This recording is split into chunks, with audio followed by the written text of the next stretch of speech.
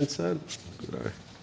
Okay, declare open this public hearing in the Joint Committee of Public Accounts and Audit for the inquiry into the Commonwealth procurement and thank the witnesses for being here today. I call representatives of the Department of Finance and the Australian National Audit Office. For the Hansard record, could each of you please state your name and the capacity in which you appear before the committee? Sabrina King, Acting Assistant Secretary of the Future Made in Australia Office. Gareth Seabar, the Acting First Assistant Secretary of Procurement and Insurance Division. Andrew Jaggers, Deputy Secretary, Commercial Group. Grant Hare, Auditor General. Roni Malloy, Deputy Auditor General. Carla Jago, Group Executive Director, Performance Audit Services Group at the ANAO. Thank you. As I'm sure you well know, this hearing is a formal proceeding in the Parliament. Giving of false or misleading evidence is a serious matter and may be regarded as contempt of Parliament. The evidence given shall be recorded by Hansard and attracts parliamentary privilege. And I think committee members are well aware of the limitations, let's say, of asking witnesses for policy opinions and the right to refer questions to superior officers. And I think we all know about public interest immunity. Great. I'll just point out for the record that we now have the Deputy Chair, Senator Reynolds. Good morning, everyone. Sorry about that, Chair. WebEx just does not play nicely on our APH devices, so sorry about the delay. That's okay. All good. Dr Gillespie's with us. Dr Molino and I are here in Canberra. We have then Ms Murphy, Dr Garland and Mr Ray online or in the ether on audio. Excellent. Okay. Did you wish to make an opening statement? I'll invite the Department of Finance. Thank you, Chair. Yes, I do have an opening statement, which is it'll take about 3 or 4 minutes, if that's okay with you. I'd like to thank the committee for the opportunity to provide a submission to the inquiry and to provide additional evidence and answers to any questions today. Looking forward to a good exchange and very happy to be meeting with you today. The Department of Finance acknowledges the procurement and contracting challenges that have been raised from the Auditor General's audit reports that have been highlighted in the inquiry's scope, as well as those raised more broadly through hearings of this inquiry. Finance, as stewards of the Commonwealth Procurement Framework, is committed to ensuring that the framework is fit for purpose and meets the diverse and complex requirements of procuring entities across the Commonwealth. The framework supports the principles-based approach of the overarching Commonwealth Resource Management Framework. Accountable authorities under that framework are responsible for implementing processes and practices that go to meeting the requirements, setting out the rules that underpin it. The Commonwealth Procurement Framework includes tools and resources that already support entities in undertaking procurements, but we recognise the need to constantly refine and improve these tools and resources and promote best practice in government procurement. To this end, there have been a number of improvements that Finance has already taken to expand the support to entities when undertaking procurements. For instance, Finance recently expanded the number of whole of Australian government panel arrangements that provide greater efficiencies for agencies when undertaking procurement. We also provide a range of support services on panel establishment, management and usage more broadly. And this includes recent changes to the Commonwealth procurement rules, encouraging entities to approach multiple suppliers on a panel. So the CPR's changed clause 9.14 or 9.14, supported by additional reporting through AusTender, and I'll talk about AusTender in a moment as well.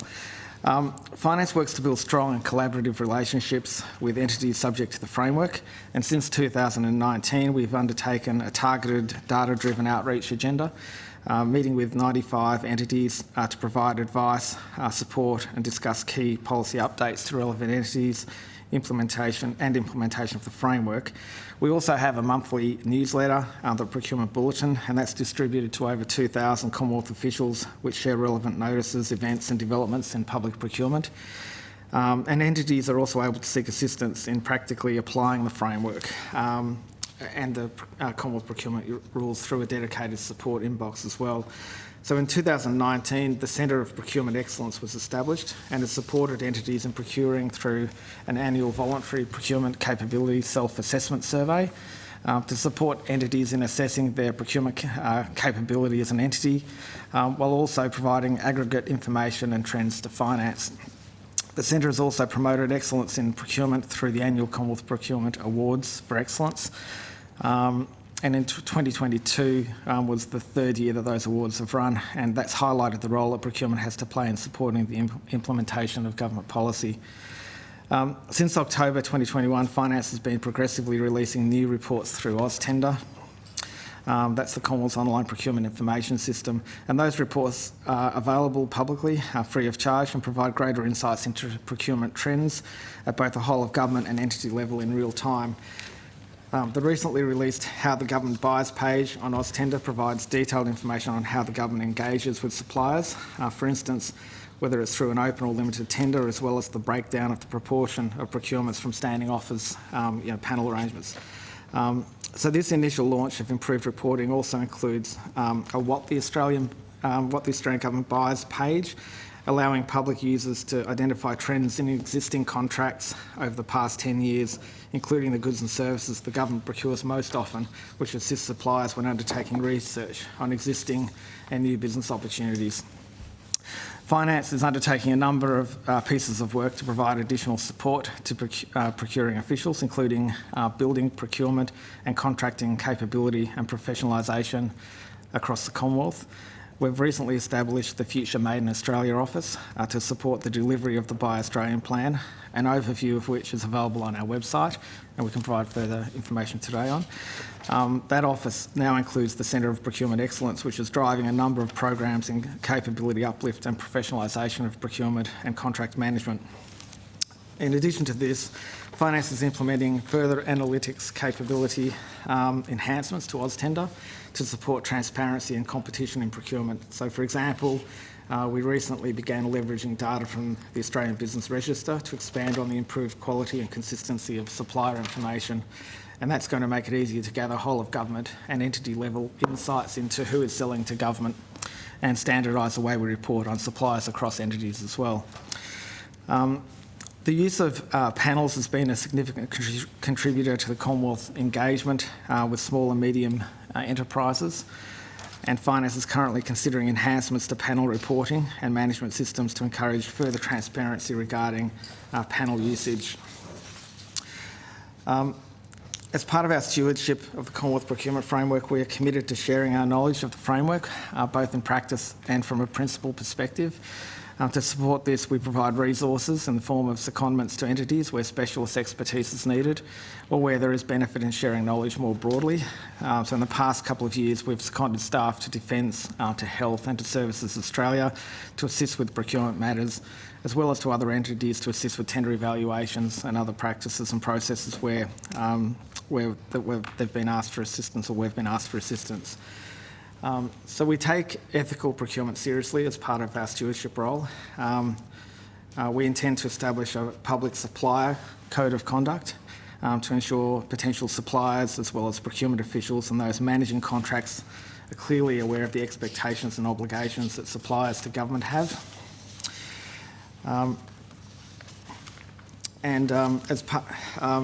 We'll include an overview of the ethical standards that are demanded of suppliers as well. And as per the requirements within the Commonwealth procurement rules, entities are expected to carefully manage probity-related issues, and officials and suppliers must not engage in behaviour that is dishonest, unethical or unsafe. So we have existing guidance available on ethics and probity on our procurement website as well. So, Chair, that's the end of my opening statement, but look forward to receiving questions. Thank you, Mr Jacobs. Do you have anything to add, Auditor General? You'd already provided an opening statement in the submission in previous hearings.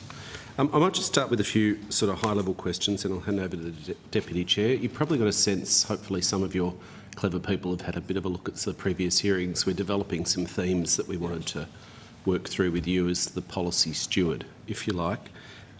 So as the policy steward, what processes do you have in place to monitor entities' compliance with the Commonwealth Procurement Framework? And can I say, we well understand the accountable authority system in the PGPA Act. What we're trying to understand is, if you're going to be the system owner, what's your actual data sources coming back to be the steward? Yes, thank you, Chair. So we're responsible for maintaining the framework. And the framework has devolved, as I mentioned in my statement. So each entity is responsible for its own procurement processes and establishing appropriate internal controls to ensure compliance by their entity. So finance puts a lot of effort and resources into ensuring the framework is fit for purpose. We work through the ANAO's reports and audits and look to amend our framework where it's required, where there are shortcomings in the frameworks or it could be better.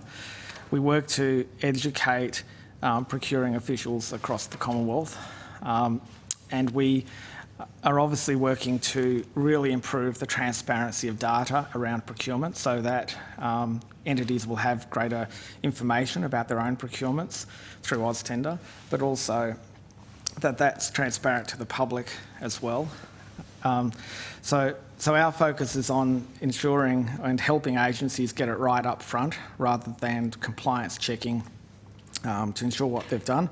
But every entity has reporting obligations where they have, if they've failed to meet requirements, every entity has an accountable authority that should be putting in systems and processes to make sure their procurement is as good as it can be.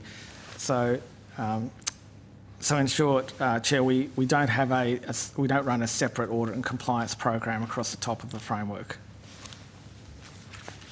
So in summary, you look at the ANAO reports and audits, you're trying to improve the transparency of data, which supports your focus, but there's no formal reporting mechanism back into finance except for certain non-compliances. Is that?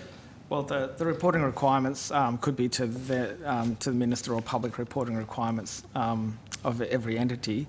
But yes, that's right. We don't run a separate compliance program where we would go and audit, for instance, how a procurement is done and then provide advice back, but back to that entity or publicly to do that. So our focus is very much on trying to get it right up front and helping entities get it right up front. And then you would expect that every entity would be looking at how they run their procurements and doing their own internal checks to ensure that it's done appropriately. I mean, certainly in Department of Finance for our own procurements, the Executive Board has visibility of data about procurements and any failures to meet timeframes, and we'll take action where we need to. Mindful that there's a red tape issue as well. If you put finance in a more active kind of role, then that creates a bunch of reporting obligations which may or may not be useful. One of the things we're trying to understand is, or form a view on at least, our view is whether there's a case for somewhat more active stewardship. And this is an issue the Auditor General's identified across a range of policy frameworks, whether it's cyber security, grants, security clearances, the lobbyist register, that policy owners, or the owners of policies that impact across government, you probably own more of them than anyone else, but others do, whether in some areas there's a need for a slightly more active stewardship. You said in your submission that quote, the addition of any further compliance and monitoring activities within the framework would need to be carefully assessed, as this would potentially damage Finance's strong relationships with procuring entities and place additional burden on procuring entities. I get the second bit, but how would compliance or monitoring damage your relationship with procuring entities? Well, I think there's a potential for the relationship to change with entities where if finance was to shift to have, for instance, enforcement powers or a different set of responsibilities around compliance. At the moment, we work closely with entities and actually come in and help them whenever required. So for instance, if an entity is doing a procurement that's particularly complex, they might seek advice from finance, and we might provide assistance. We might even provide someone to help with a tender evaluation committee. So it's a very, we see as our stewardship role as that active engagement with entities where we're trying to help them get it right. And if you also have a compliance role at the end of it, where we're working with them, but then could be like the ANAO might do, then audit them and issue a report that might affect the open engagement at the start of a process for other matters. So, I mean, that's a... There's a spectrum, ranging from you becoming a policeman to you getting better data to be a more active system steward there. So I take your point at that end of the spectrum. I'm not quite sure it applies at that end. Auditor General? Well, I mean, we're leveraging off, I suppose, some of the discussion we've had with you and the points you make in your submission on whichever page it was, page 4, I think. I think they're right. There's a spectrum, and but I think the issue of not travelling along the spectrum because of concern of relationship is not. I think most regulators would find that a strange view to take, like whether you describe it as a stewardship or regulatory framework.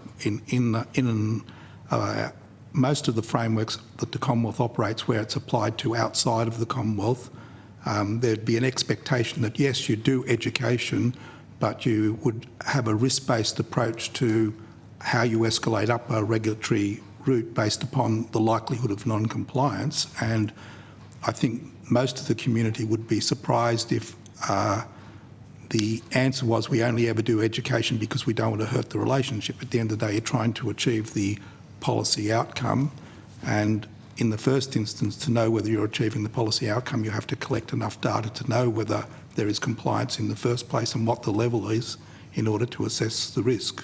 And that's the issue that we, I think, have consistently raised in all of those internal regulatory frameworks that you talk about, where we seem to be the only ones who do work in this space, and the rest is a reliance on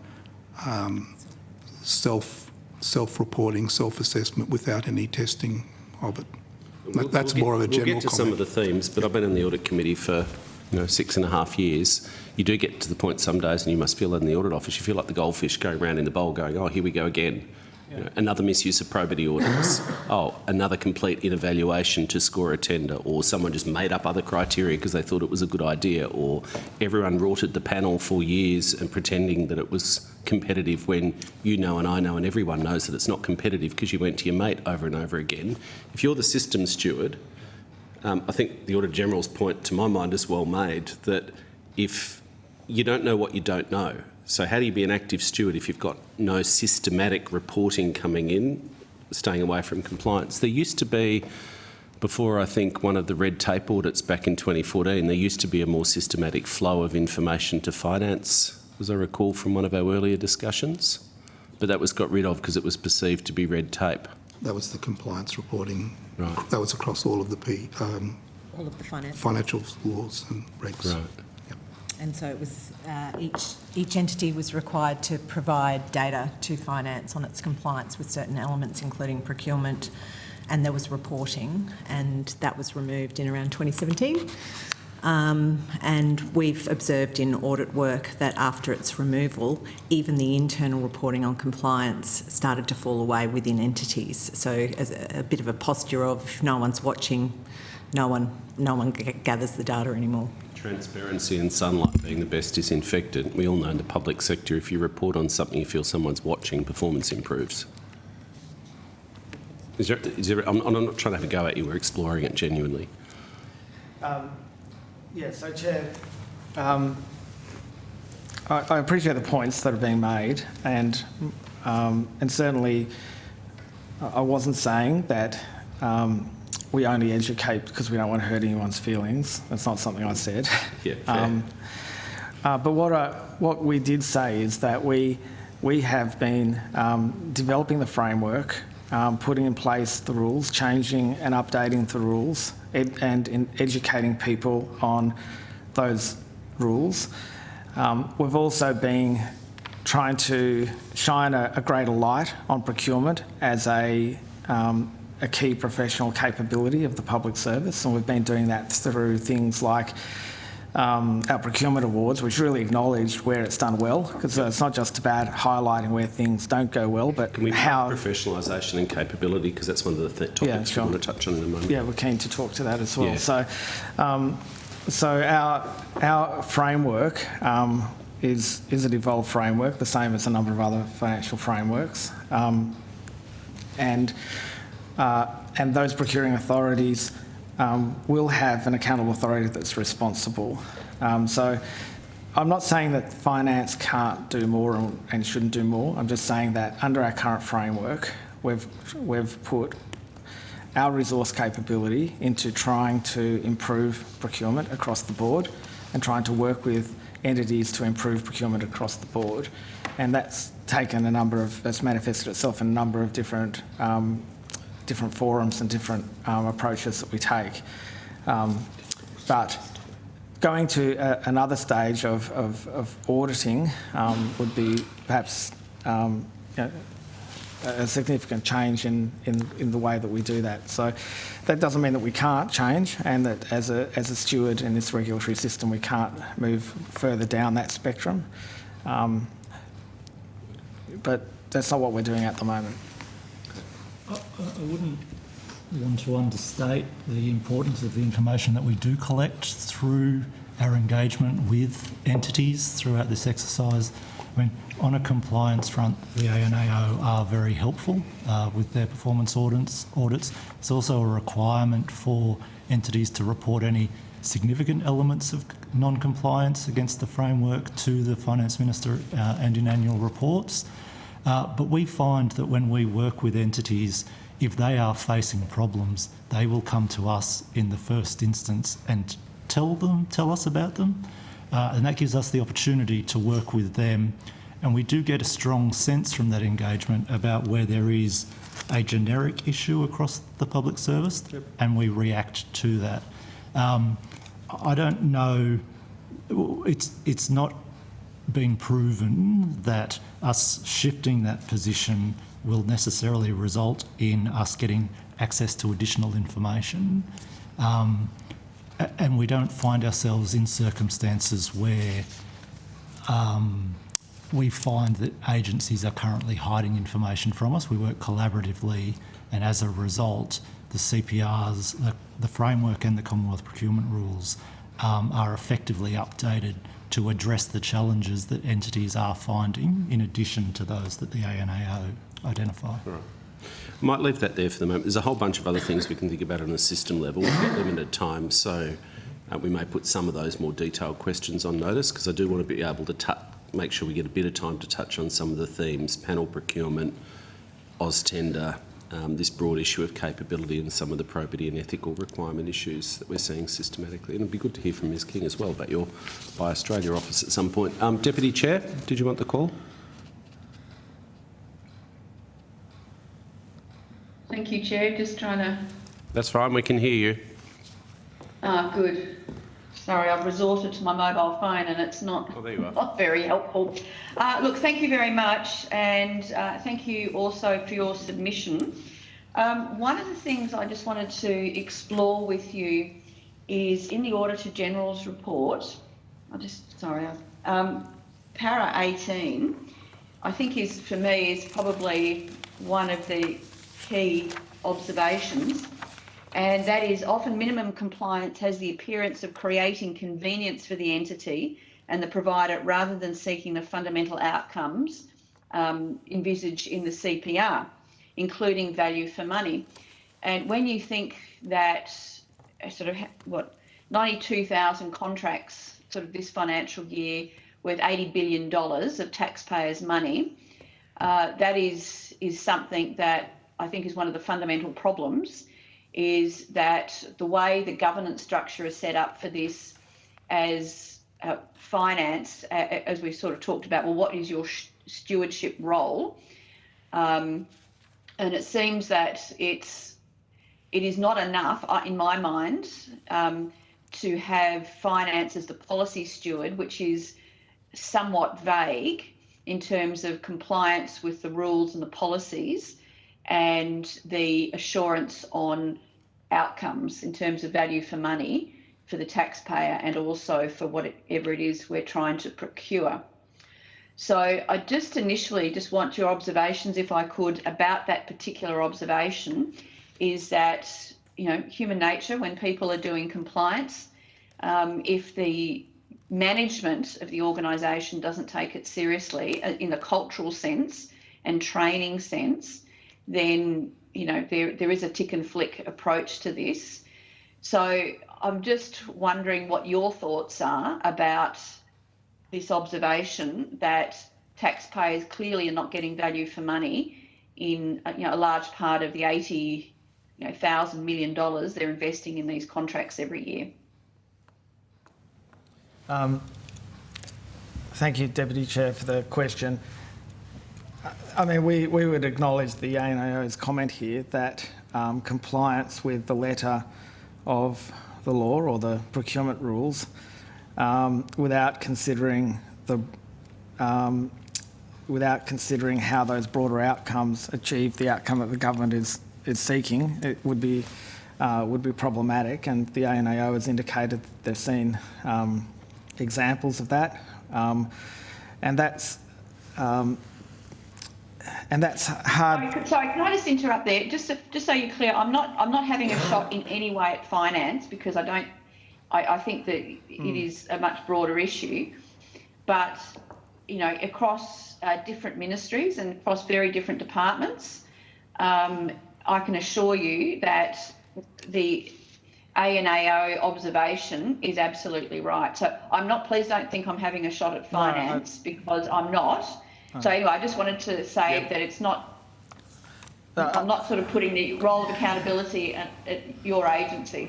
Yeah, no, I totally appreciate that, and I think that it's why I'm indicating, I guess we appreciate the comment that the ANAO has made in its submission. We don't disagree that there would be examples of where individual procuring agencies or an individual procurer have ticked the boxes, but potentially not had a great outcome through the procurement. So compliance with the rules doesn't always equate to the best outcome for the procurement and for the government. And I think that's certainly acknowledged here, and is why we focus in our education program as much on ethical behaviour, as much on values, and applying those behaviours and values to the procurement as a key component of a procurement process, so that it's very hard to get the best outcome just through following a set of rules. You need to actually have an understanding and have a capability, which is why finance, and I think the chair spoke about capability and capacity earlier as well, that you want to follow this up. But it's certainly why, with our Centre for Procurement Excellence, when we established that a number of years ago, that office wasn't about just making sure people understand the rules, but it's knowing the rules, but actually understanding how to do a procurement and how to get the best outcome, and when to apply an exemption, when to apply a different procurement approach. And so that is a much more complex than just the rules. So we wouldn't disagree with the ANAO's finding here, and we also appreciate that more work needs to be done, and we're on something of a journey in increasing the capability of the public service to do procurements in the best way possible. Yep. Thank you. I guess what I'm trying to draw out is not necessarily just what finance's role is, but also, for us as a committee to have a look at whole of government. What are some of the considerations? So, for example, you talk about education. Should we actually value more? And, maybe if this is something for the Public Service Commissioner, for the head of PM&C, that the role of, or the profession of procurement should be much more valued and also professionalised, so that there are viable career paths for people within the public sector who specialise in procurement, but also so that, secretaries, DepSecs, and sort of through there actually have a more accountable role in terms of not just compliance, but also the culture of actually delivering and focusing on value for money in terms of outcomes, not just have they followed the bouncing ball. So education and professionalisation of procurement, and also taking it far more seriously, on both aspects. Just wondering if you've got any thoughts, about that. Yes, Deputy Chair. Let me give you a quick anecdote, and then I might ask Ms King to answer that in a bit more detail. But when we first started the Commonwealth Procurement Awards in 2019, did our first set of awards, we had a great deal of interest across the public service in those awards, where people were able to showcase the good procurements that they'd done. And then in the first event that we held to issue those awards, all of the different teams that were nominated and shortlisted came to that awards ceremony, and they were people who very rarely were acknowledged across the public service, either in their own organisations or external to their own organisations. And they don't get out much, some of those procuring officials, those procurement teams, and they really appreciated just the acknowledgement that they were being out and being for procurement and being actually acknowledged for procurement was quite important to them. And I think that sort of solidified in our mind that actually there's a lot more that we need to do in terms of that professionalisation of procurement in the public service. But that's a quick anecdote, but I'll hand to Ms King. Thank you. So the Centre of Procurement Excellence has been moved into the Future Made in Australia office, and part of that is to complement the other parts of our office around the Buy Australian plan and working with businesses. But some of the things that we're working on is professionalisation pathway for both procurement officers but also contract management officers. And that will include not only attracting new people to the public service, but making sure that procurement officers who are already here have an enjoyable and a fulfilling career, and that they are recognised as having a skill set that we need and that we value. But also having a look at maybe public service officers who are looking for a change, and maybe we can keep that capability and reskill and keep them moving into the areas that we need.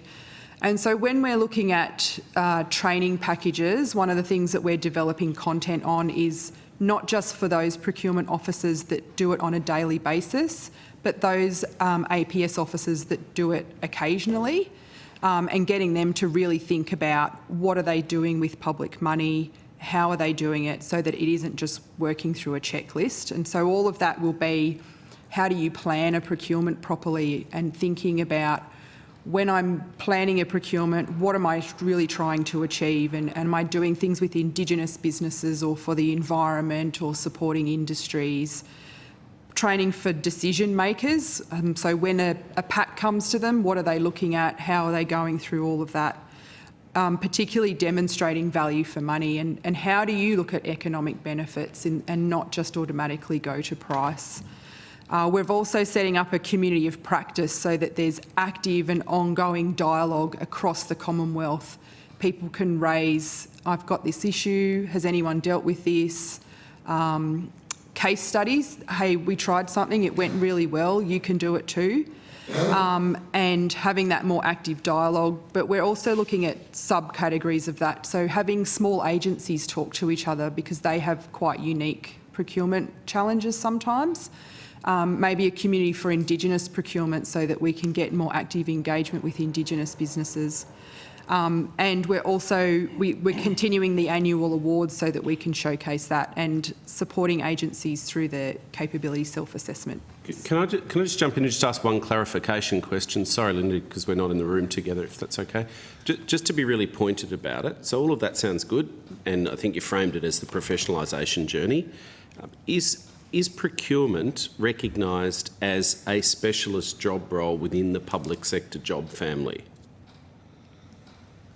Like, if we're talking about reprofessionalisation, and I think this is a point the Auditor-General and others have made, there's a whole range of specialisations that are formally recognised that people can aspire to, that you can be seen as a procurement specialist. Is that a thing? I'm just not quite getting that. Yeah, I think it's not identified in that way, Chair. So Given the systemic and endemic nature of this stuff, should it be? Yeah, I mean, I think it's almost a core requirement of every public servant. There'd be very few public servants that don't have to do procurement at one point in their career, and that's why we think there needs to be sort of greater focus on it as well, on training capability for. Well, your submission public says on page 14 that you're already exploring the option of a professional stream in the APS. Yes.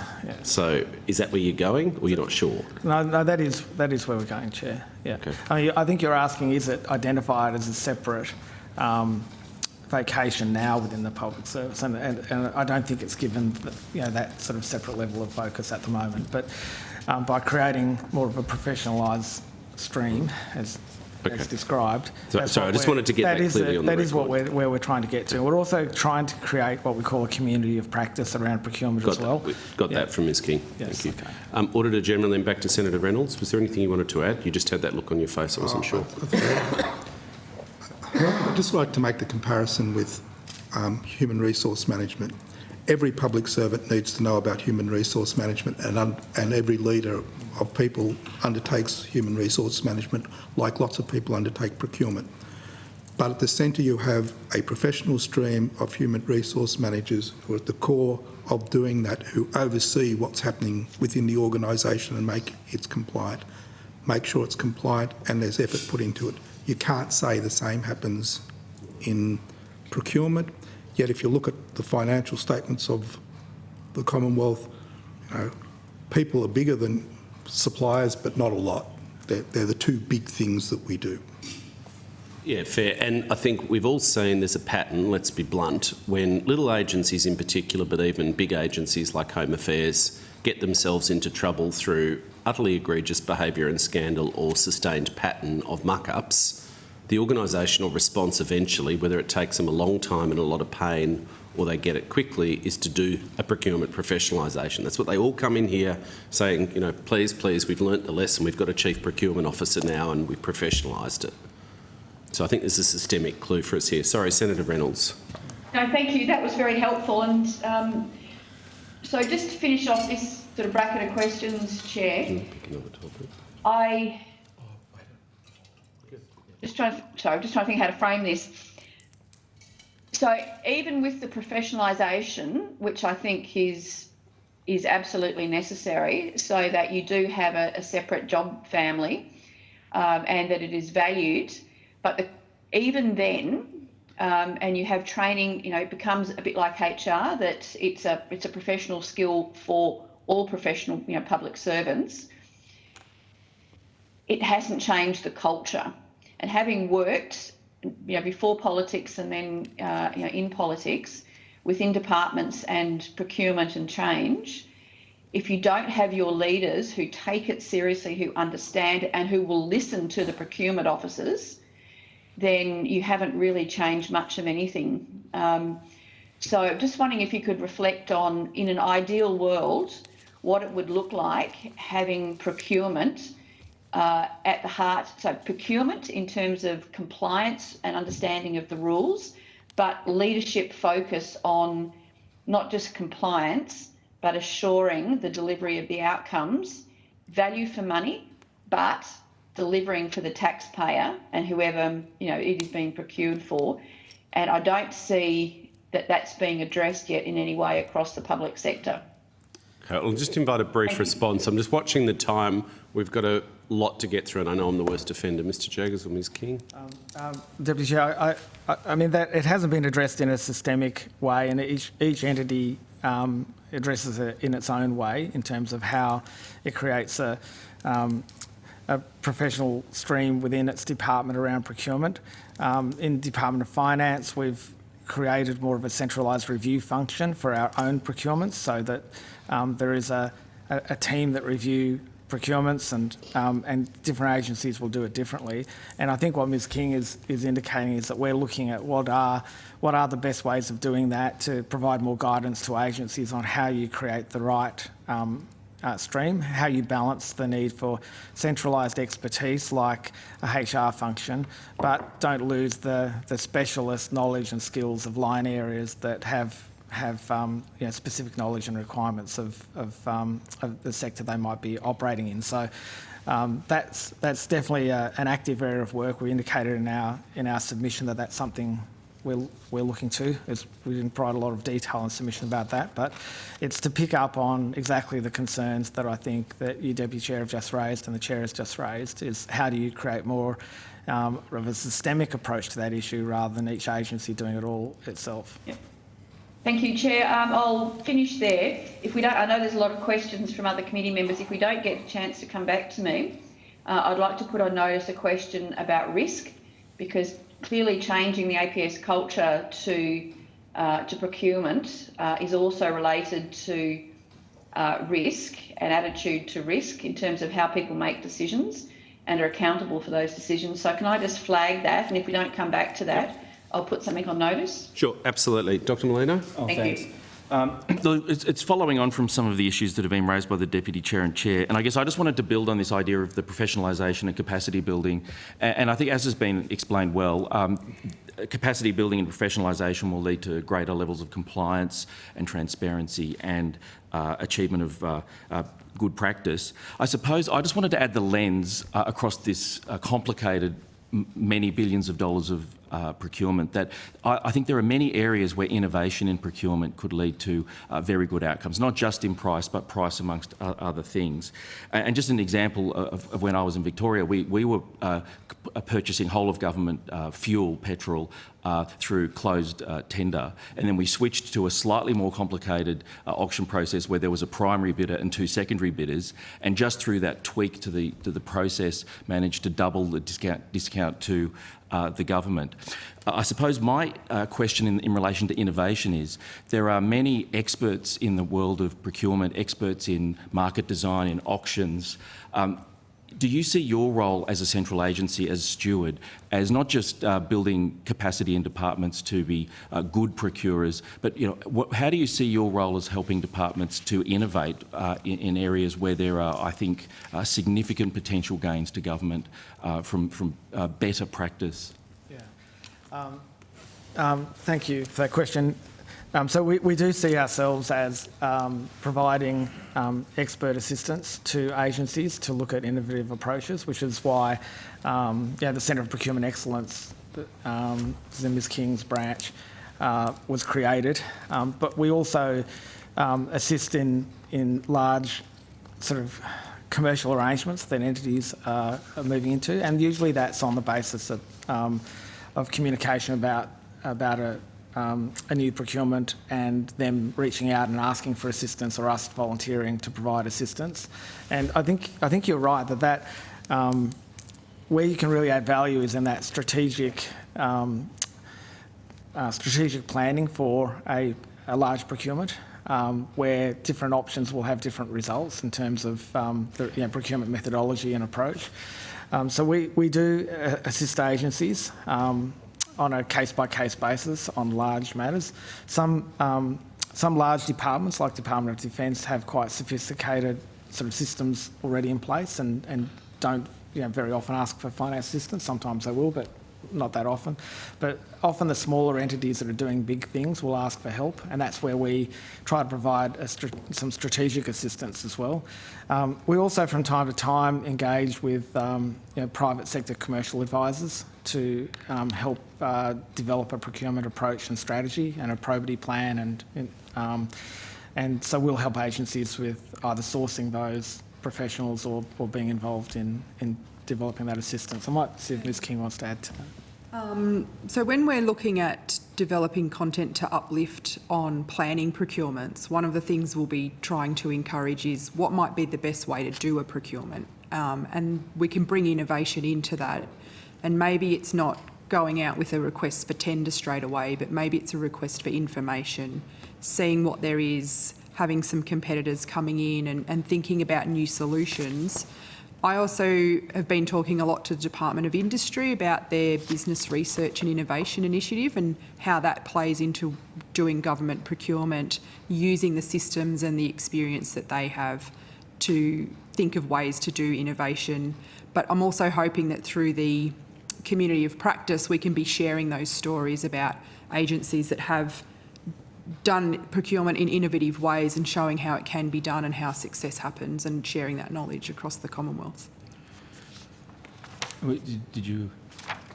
And then just, I guess one follow up on that is, I mean, has thought been put into, where an agency undertakes a procurement methodology which is highly innovative and manages to achieve a saving versus what might be identified as a pretty robust benchmark?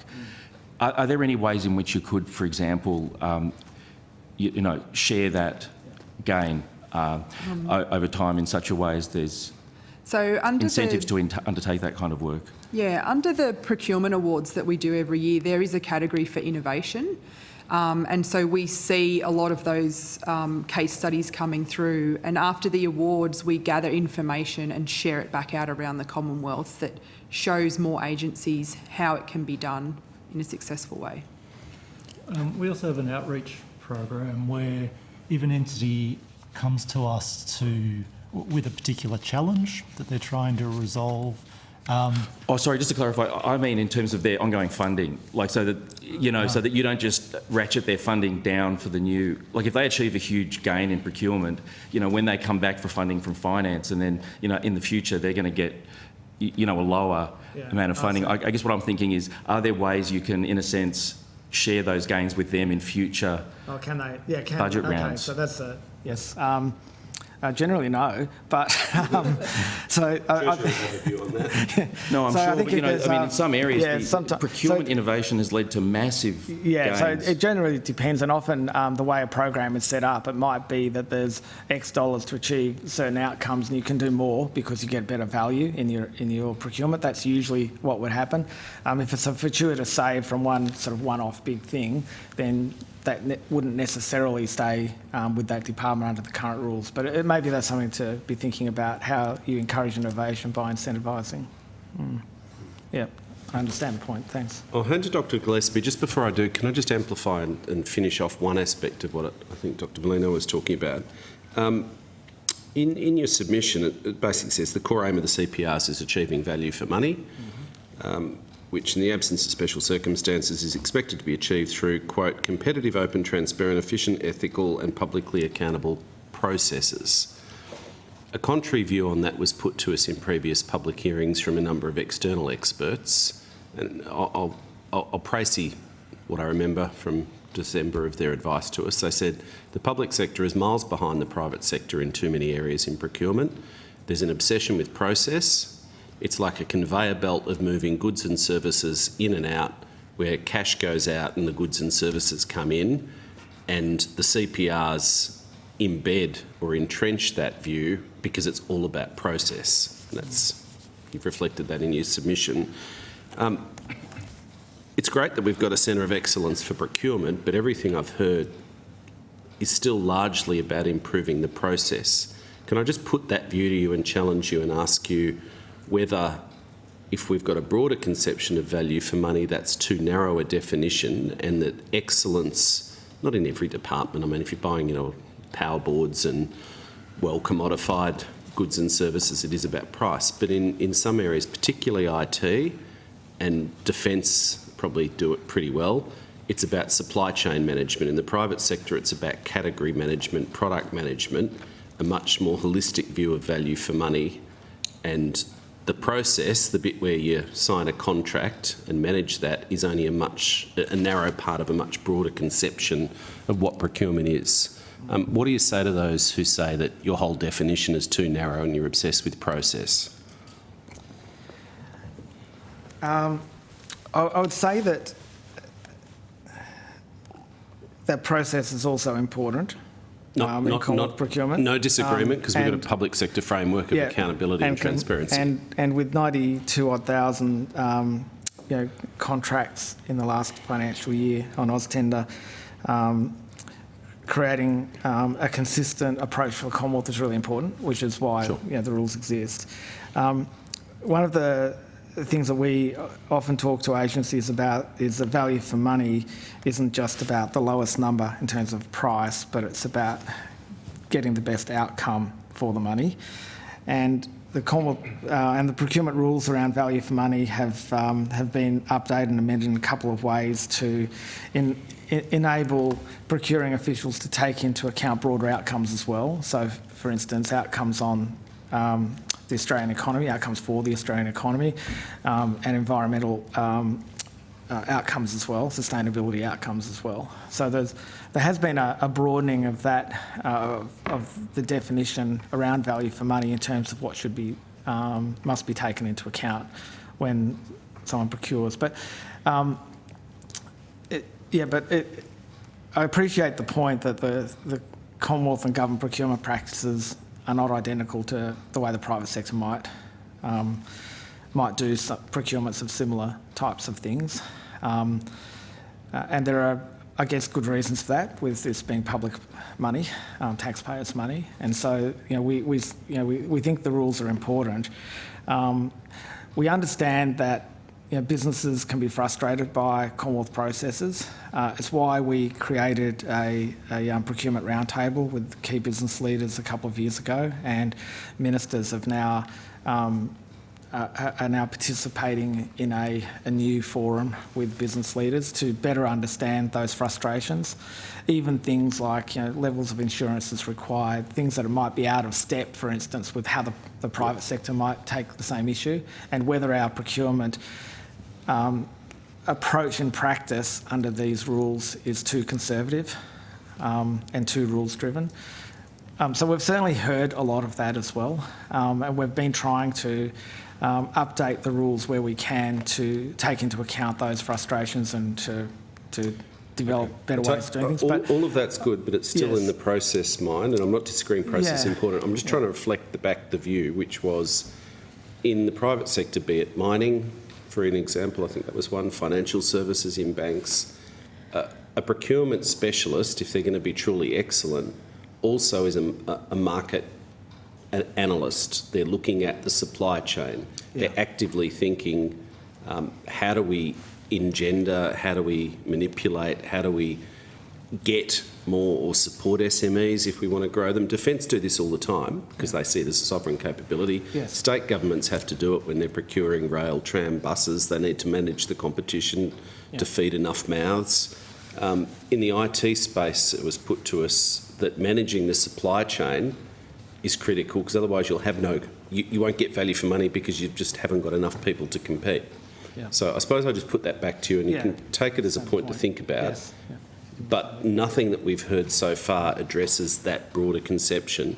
I don't think anyone's arguing that process in the public sector isn't important. Frankly, it'll always be a bit more annoying than the private sector because of the accountability requirements that we live under. Yeah, no, I appreciate the point, and certainly some entities like Defence, you mentioned Defence, have established panels that specifically are looking to a long-term relationship with suppliers. Some of the panel arrangements have also helped to increase the number of small to medium enterprises that are picking up work. But I take your point, and we'll certainly take it. I'd encourage, if you haven't had a second, to do so. Read those two submissions, or just have a look at the Hansard. It was two. It's not a whole volume, because they did give us quite a different perspective from the outside. Yep. Dr. Gillespie, then Mr. Murphy. Okay. Thank you, Chair, and thank you to Department of Finance for your presentation. I've got a short run of questions plus a little observation that'll be pretty quick to answer.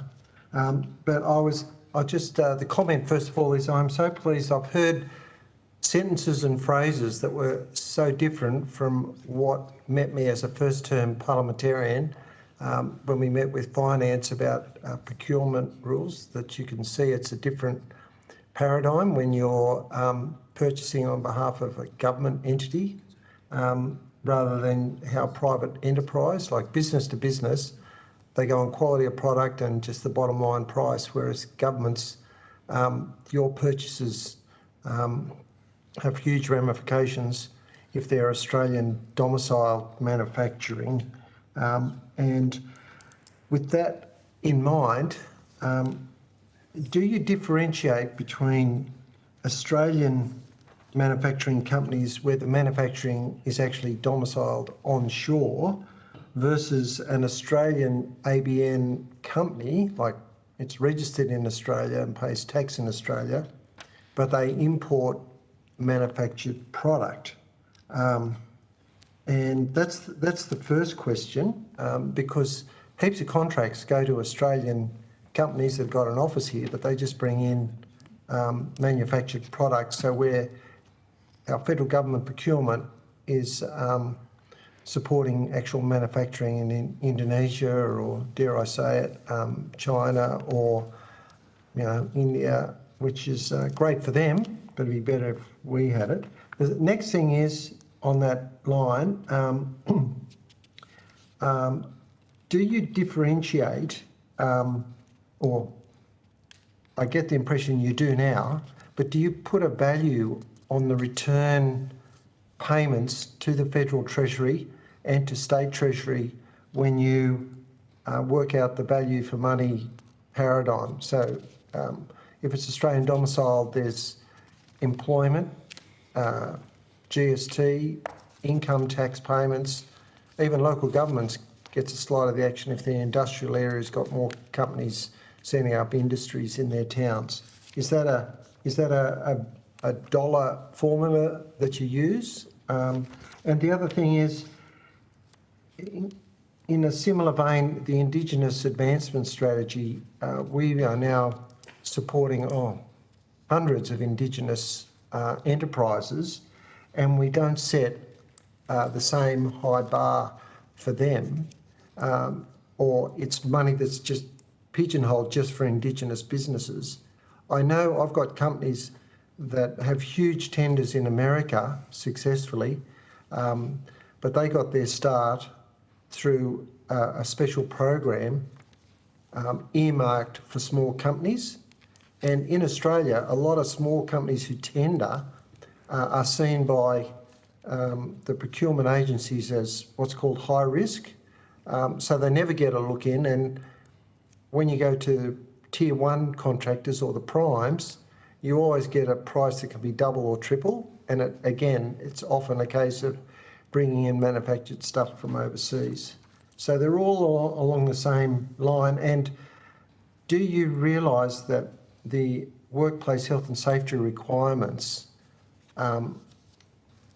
required for people tendering for federal contracts, whether it's civil works or other, construction, you've got companies that are well and truly in the commercial sphere able to tender off their registration, their record, and their workplace and healthy certification process. Yet when they go for a government tender, if it's more than, say, $5 million, they've got to have their whole business certified annually. And so that puts a lot of quite capable civil and electrical engineering firms at a disadvantage. Thanks, Dr. Gillespie. Mr. Sibbar. Thanks for the questions. We might need to go between us, given there was a lot in that. You're very faint. Yeah. The Commonwealth procurement rules, as their basis, are a non-discriminatory framework. So they set out that all potential suppliers to government must be treated equally, subject to the CPRs. So that does mean that when an entity is assessing a tender response, there is no requirement or no suggestion under the CPRs that they should place greater weight on one organisation because of where they manufacture. But I will specifically draw out the requirement for economic benefit analysis. So for tenders valued over $4 million, then when assessing value for money, you should also consider the economic benefit to Australia. And that doesn't just take into account price, it takes into account the quality of the goods and services, fit for purpose of the goods or services, the flexibility of the proposal, including innovation, touching on the previous conversation, environmental sustainability, whole of life costs. So a tender respondent could provide information that includes where the product is going to be manufactured for the consideration of the procuring official. But is it if you're assessing it, do you check whether things are actually manufactured here? Like we've got this Buy Australian plan, and we've got the Future Made in Australia office in your department. And I was pleased to hear that. But if you're not checking where the stuff is made, how are we going to develop sovereign manufacturing capability if we just rely on someone with an office in an industrial area, Australian ABN, then they put in a tender for something made in Malaysia or Indonesia or Japan, like you name it, wherever it's made, China, Taiwan. Yep, I think we get the point, Dr. Yeah, Gillespie. so, I'll invite Mr Sabah to respond, but I do note, and I say that from someone who's expressed some similar concerns in times past, that some of this is really the responsibility of the industry department and others who set those rules about what is made in Australia and what's not.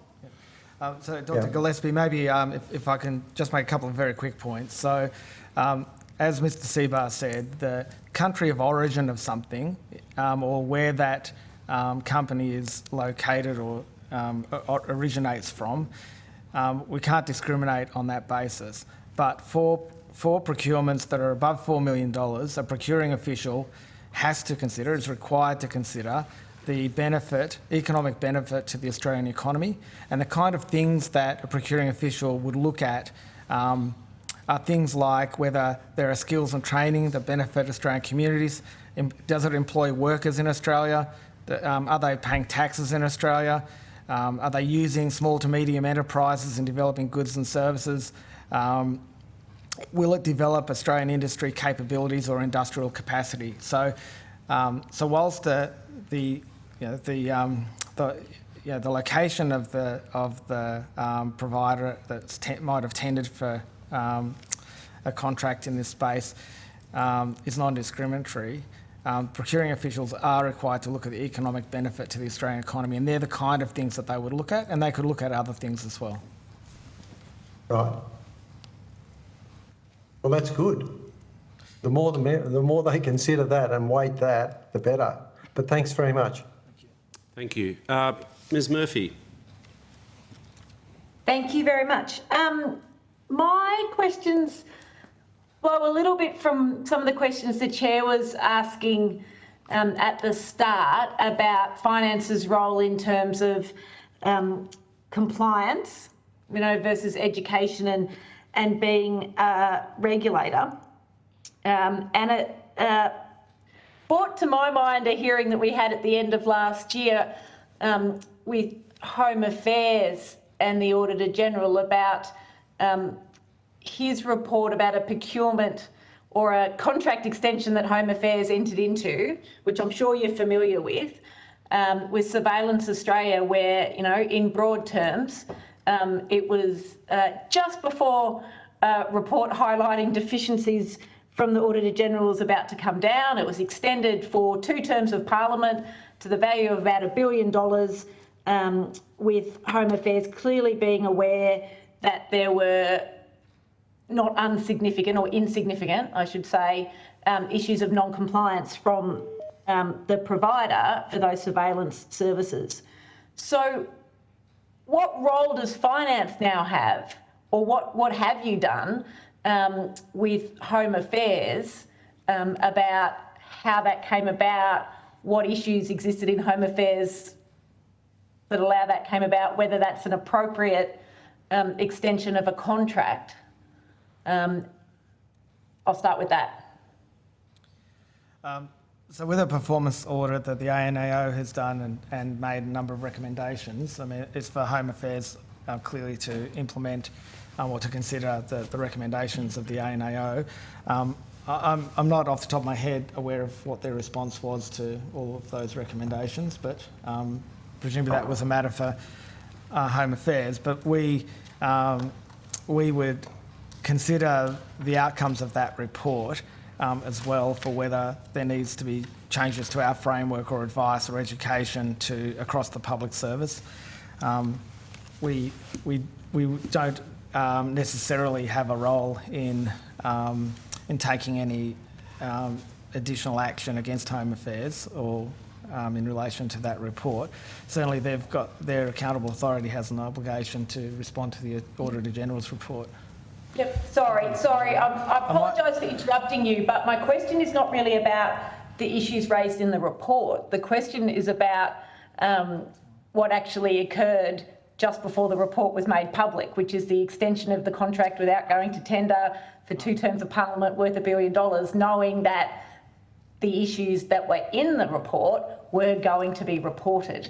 Like, is that and something that finance looks at about the appropriateness under the procurement rules, given that your focus apparently of your compliance program is on ethics and values? Sorry, Ms. Weber, I slightly misunderstood that. I'll just ask Mr. Seabar to respond.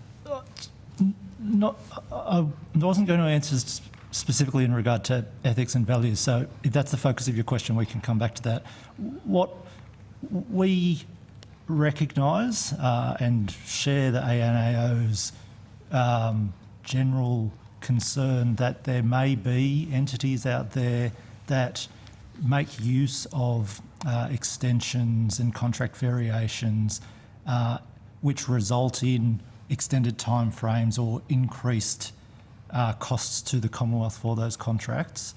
The way in which we are helping entities to identify those, to help the accountable authority identify that this is happening in their organisation, is we are providing detailed AusTender data to them on a real-time basis, which enables them to sort through the contracts that they have signed and identify those contracts that have been significantly amended, either in terms of value or in terms of the number of times they've been amended.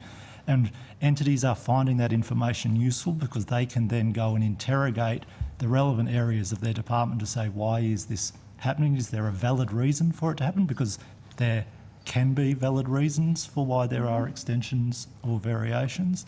And they can use that information to then amend their behaviour or change their procurement approach if that's what is required to address that particular issue. So thank you for that. But that, I assume, was in place before the specific contract extension that I'm referring to in the circumstances, and it's the Surveillance Australia contract. There was a public hearing about it. So I guess my question is, is it finance's role to say, well, these circumstances look completely inappropriate? What do you think of them? And is there anything that you then go to Home Affairs to say, either explain why this happened, or we want to interrogate whether this is something that happens more systemically across the department? Like the garrison contracts that went on for a decade or two that were never competitively tendered. $1 billion variation, so you have $2.6 billion of work that hasn't been tendered for 21 years. I understand the question, and it clearly goes to that first discussion we had this morning about where finance sits in that spectrum of being a compliance, providing compliance across all contracts entered into by different agencies, or where we sit in terms of our development of frameworks and education sort of process. So we don't have an authority to go in and demand that any entity does something different with their contracting approach. We have a framework that we ask them to comply with, that they have to comply with, and they have to report breaches to that. But we don't have our secretary doesn't have an authority above that of the secretary of those other agencies that actually are authorised to enter into contracts. So I think the answer to your question is that we don't go in and audit agencies. And can I just invite the Auditor General in here, Peter, because you can't see him in the room. Just Auditor General. I don't know whether am I able to ask a question of finance flowing from what they said? Is that possible? I just wanted some clarification because. Well, I could say, Auditor General, is there anything you think that I should clarify with finance? Okay. I was about to say that, Auditor General. Why don't you tell me what the next question should be?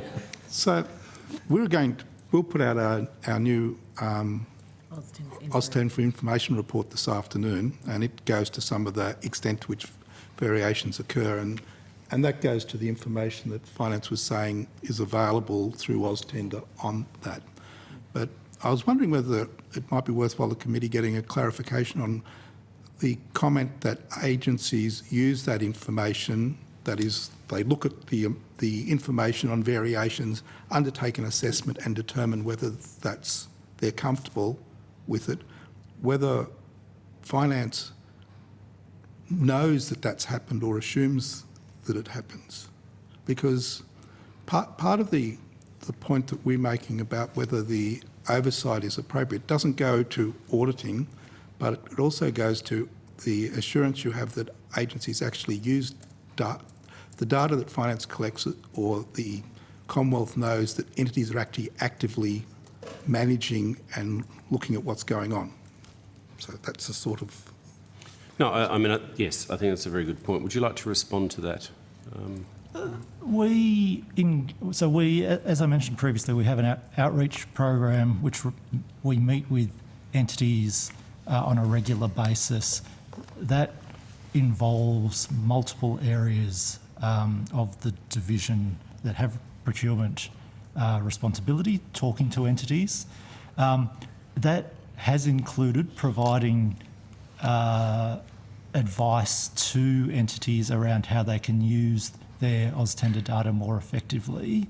The feedback that we get either in those outreach conversations or subsequently is that entities have found that functionality to be useful and that it has led to them using AusTender to interrogate their data. We can also tell that they are using that information because we have, as a result of those sessions, we receive follow-up calls to say, how can we've got this level of information from AusTender, how can we get more information from it? So we can tell from our interactions with the entities that they have found that the level of information we are providing through AusTender on things such as number and size of variations is being used to get a better picture of how they are undertaking procurements and managing contracts. Okay. Chair, I've just got two things I just wouldn't mind clarified or followed up from that, and then I'll hand back the floor. I just, perhaps it's just me, I'm just struggling to understand if finance doesn't know about non-compliance unless the entity reports it. Using this example again, if the circumstances of the extension of the contract being ticked off by a deputy secretary... It was actually the secretary, I noticed in the QONs, they changed their evidence. Thank you. With the approval of the Prime Minister and the Home Affairs Minister. We'll get to that in a couple of weeks. Yes. But if the circumstances of this, which I personally find incredibly disturbing, is a breach, if it hadn't been for the ANAO report into the contract, the problems with compliance with the contract before it was extended, and this committee looking into it, we wouldn't have known about the circumstances of the extension. How is it that it would come to Finance's attention, both for that particular instance, but also to perhaps raise a flag to say, is there a systemic issue that these things are happening across that department or elsewhere? Can I just add a comment to that in asking you to answer? The reporting of non-compliance is one thing. One of the themes of this inquiry, and I think the Auditor General identifies, is technical compliance which never triggers a report, but everyone knows it's not in the spirit of the rules. And the Home Affairs example, both with the garrison contracts, multi-billion dollars, and then this surveillance contract, is basically their incompetence in not planning their procurement sufficient time in advance, years, then becomes the reason for the exemption and the variation over and over again. Yeah. So I take your point about non-compliance, but egregious behaviour which is outside the spirit is technically not non-compliance, so no one reports it, and yet it gets exposed. So I'll hand back to you with Ms Murphy's question. Yeah, I think the question was, would we know if they ticked all of the boxes and it doesn't flag a non-compliance report, would we know? And of course, we wouldn't. In the case that you're talking about, there was a ANAO audit which has brought that to brought it to light.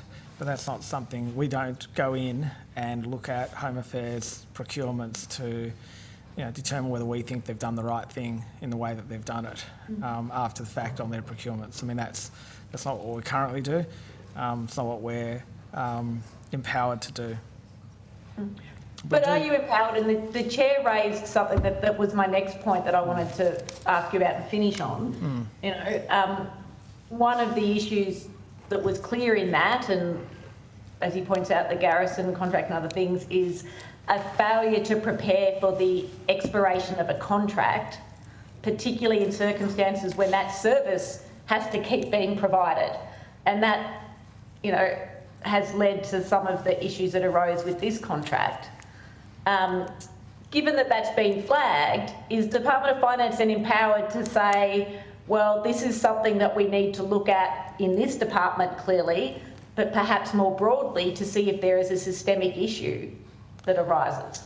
Yeah, certainly everything that's mentioned in an ANAO audit report is something that we look at and look at whether there are issues that we need to address in terms of changing our framework. But what we broadly use those reports as a mechanism to see if we would get feedback from other entities, for instance, if there were in relation to particular findings. We might have discussions with our senior procuring officials group about particular findings to see if they are issues are prevalent in other organisations or entities as well, and whether there need to be changes. But we don't have an enforcement role in relation to those audit outcomes. Yeah.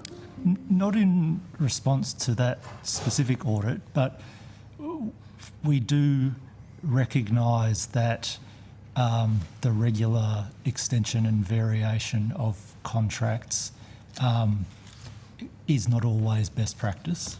And so again, not in response to Home Affairs, but we are in the process of developing guidance for all entities on extensions and variations, so that it becomes part of the toolkit for procuring officials to be able to identify how to best manage an extension or a variation, and how to prepare themselves for a procurement so that they don't need to extend or vary a contract because they are sufficiently prepared in advance. Sorry, the end of your answer, the microphone cut out, but I think I got where you were going with that. Yeah. Okay, well, so I mean, this seems to me to be a case study in how not to do something. You put together case studies about how not to do things, as well as case studies about how to do things. Do you have a wooden spoon in the awards? We could make some nominations if you like. Yeah.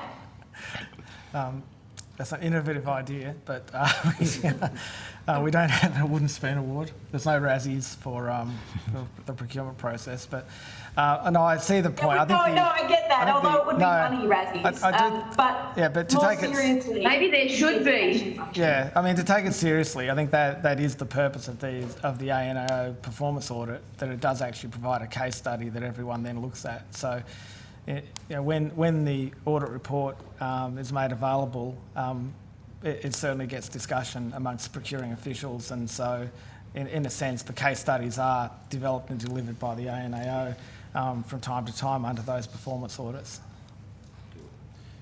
We are... Yep, the systemic issues have been part of what you consider in developing the materials for the Centre of Excellence, though, wouldn't it? Oh, yeah, absolutely, yeah. Okay. Thanks, Chair. Members and witnesses, what I'm going to do now, there's a few issues that the Secretariat just, I think, need us to get on the record with finance. So I might do that as quickly as possible. We'll just race through those and see where that gets us. Just with regard to the Commonwealth procurement rules, they apply to relevant entities, which is all non-corporate Commonwealth entities and corporate ones where they're prescribed. Could finance just briefly explain how do you determine, what criteria do you use to prescribe certain corporate Commonwealth entities and exempt others? And secondly, to the Auditor General, if you've got any comment during your audit work, have you noticed any differences in performance between entities subject to the CPRs and those not?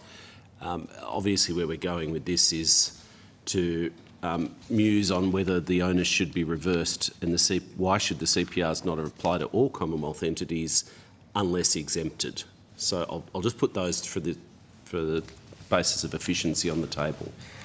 So understand that that could be a change. Under the current arrangement, Commonwealth corporate entities are not included unless they are prescribed under the PGPA Act. So the Minister... Should we get that? But what grounds does finance use to recommend that someone should or shouldn't be prescribed if they're a corporate entity?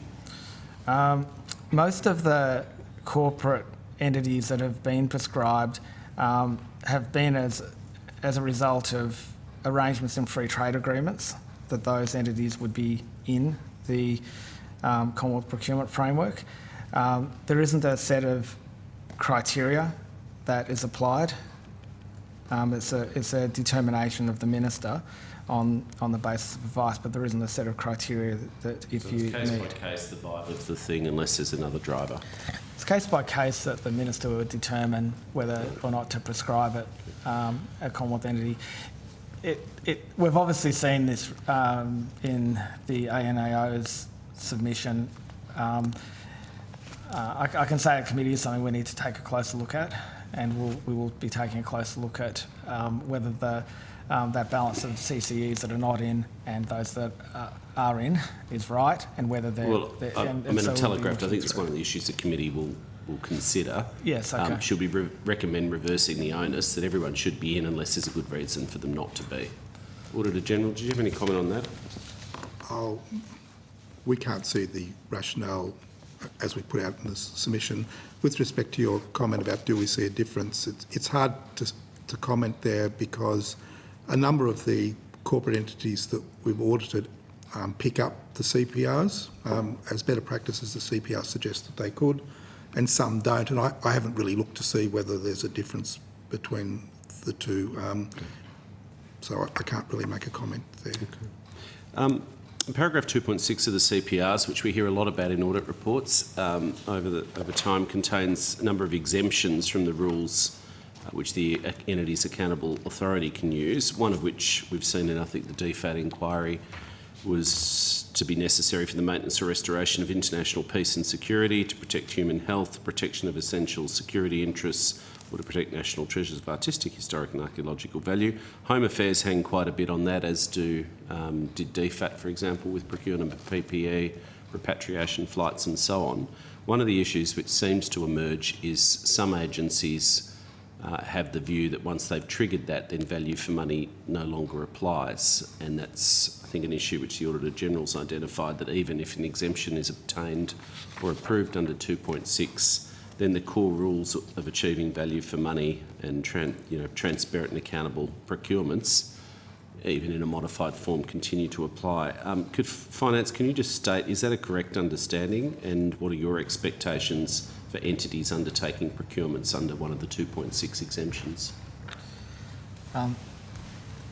Unless my team correct me on this, but I think even if the CPRs, there's an exemption issued, under the PGPA Act, there's still a requirement for value for money to be achieved in a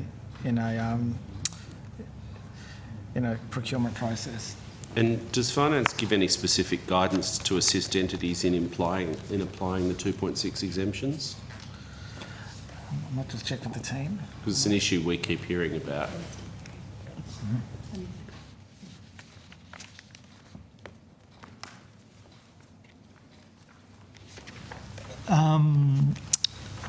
Just a couple of things, and also touching on the last question. So, where an entity seeks to apply 2.6, it is up to the accountable authority to determine which aspects of the CPRs they are intending to exempt themselves from. And so that doesn't necessarily lend itself to the position that value for money needs to be excluded. And we certainly haven't, we don't have the view that that is the position that entities take in the first instance. In terms of guidance around applying 2.6, we do regularly, we do receive requests for guidance from entities when they're looking to apply 2.6 to a particular procurement. And so given each of these procurements tend to be unique, we provide bespoke advice specifically relating to that procurement. I might invite the Auditor General to comment. My recollection of our discussion before Christmas was your advice to us, or observation, was that even when 2.6 is triggered, then the principles, because you said it was a principles-based framework, the principles of the CPRs apply, one of which is value for money, and that there's no way to suspend, even with 2.6, the notion of value for money. How that's demonstrated and whether they can use competitive processes, that's up for grabs, but that an entity still has an abiding obligation to consider value for money, even in a non-traditional procurement. I think what we're talking about is the same as what Mr Jaggers is talking about there. The CPR set up the procurement framework. They don't allow you to exempt yourself from the PGPA. Under the PGPA, you have to achieve value for money in activities. Right. So you can't exempt yourself from that, even if there's an exemption with respect to the PGPA rules. The other point we make is the one that you're going to, that the section 2.6 says that they should make a decision to the extent to which they exempt. And what we see a bit too often, I think, is that it's a total exemption without thought to be put in place about what's being exempted. It's like all bets are off, all rules are off. And what the alternative procurement process would be not being documented and thought about. So just saying we're not going to have the CPRs and creating a vacuum isn't really a decision. Yeah. That's an appropriate decision. Yeah, Chair, it seems like that's something we could provide better guidance on by the sounds of it. So we'll look into it comes up in a few instances. There's always reasons for urgency. Yeah. The one I think we prefer least is we didn't get around to it. Yeah, absolutely. Yep. Just back to what Dr Molina was talking about before on capability, and I think you touched on in your submission that entities self-evaluate their procurement and contract management capability maturity through the CPR, the Commonwealth Procurement Self-Assessment Survey. My understanding is this survey is voluntary. What reliance can you place on the survey given these two issues? One, it's voluntary, so people don't have to do it. And two, they're self-evaluating. And I think what we know from the cyber audits consistently is entities significantly overestimate their compliance or level of preparedness. So I think every time when we go in and look at, or let's be polite and call it an optimism bias. Yeah. So what level of reliance can you actually put, and why would that survey at least not be compulsory to force a self-reflection, if nothing else, and a better data flow to you?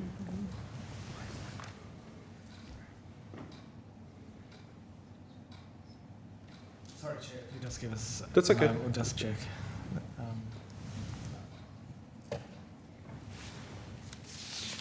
I don't think I can answer right now why it isn't compulsory. We'd have to go and have a look at when it was set up a few years ago. What it does provide is, we've just done the third year, which we're analysing the results, and what we do is we get the results and then we go back into the entity and say, here's what you've said, here's areas of improvement.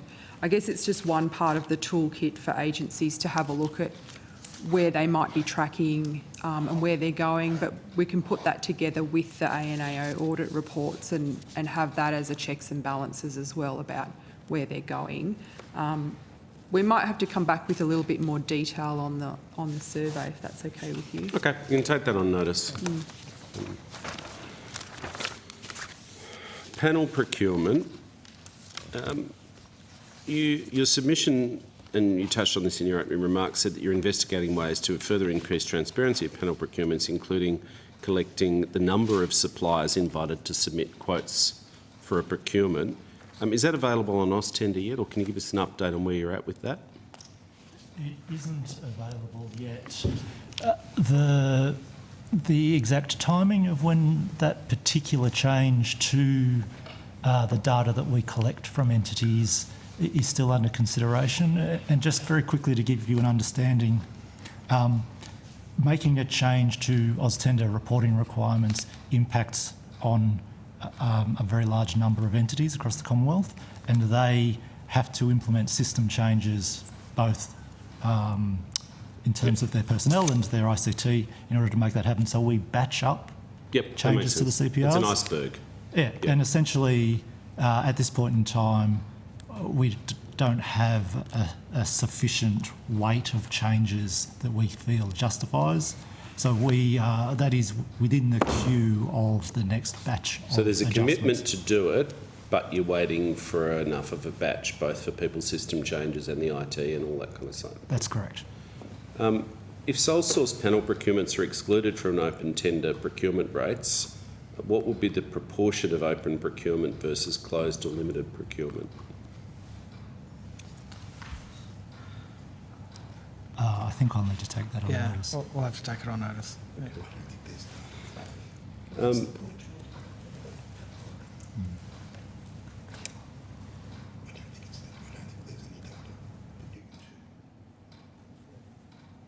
It's probably not available if you don't collect the data.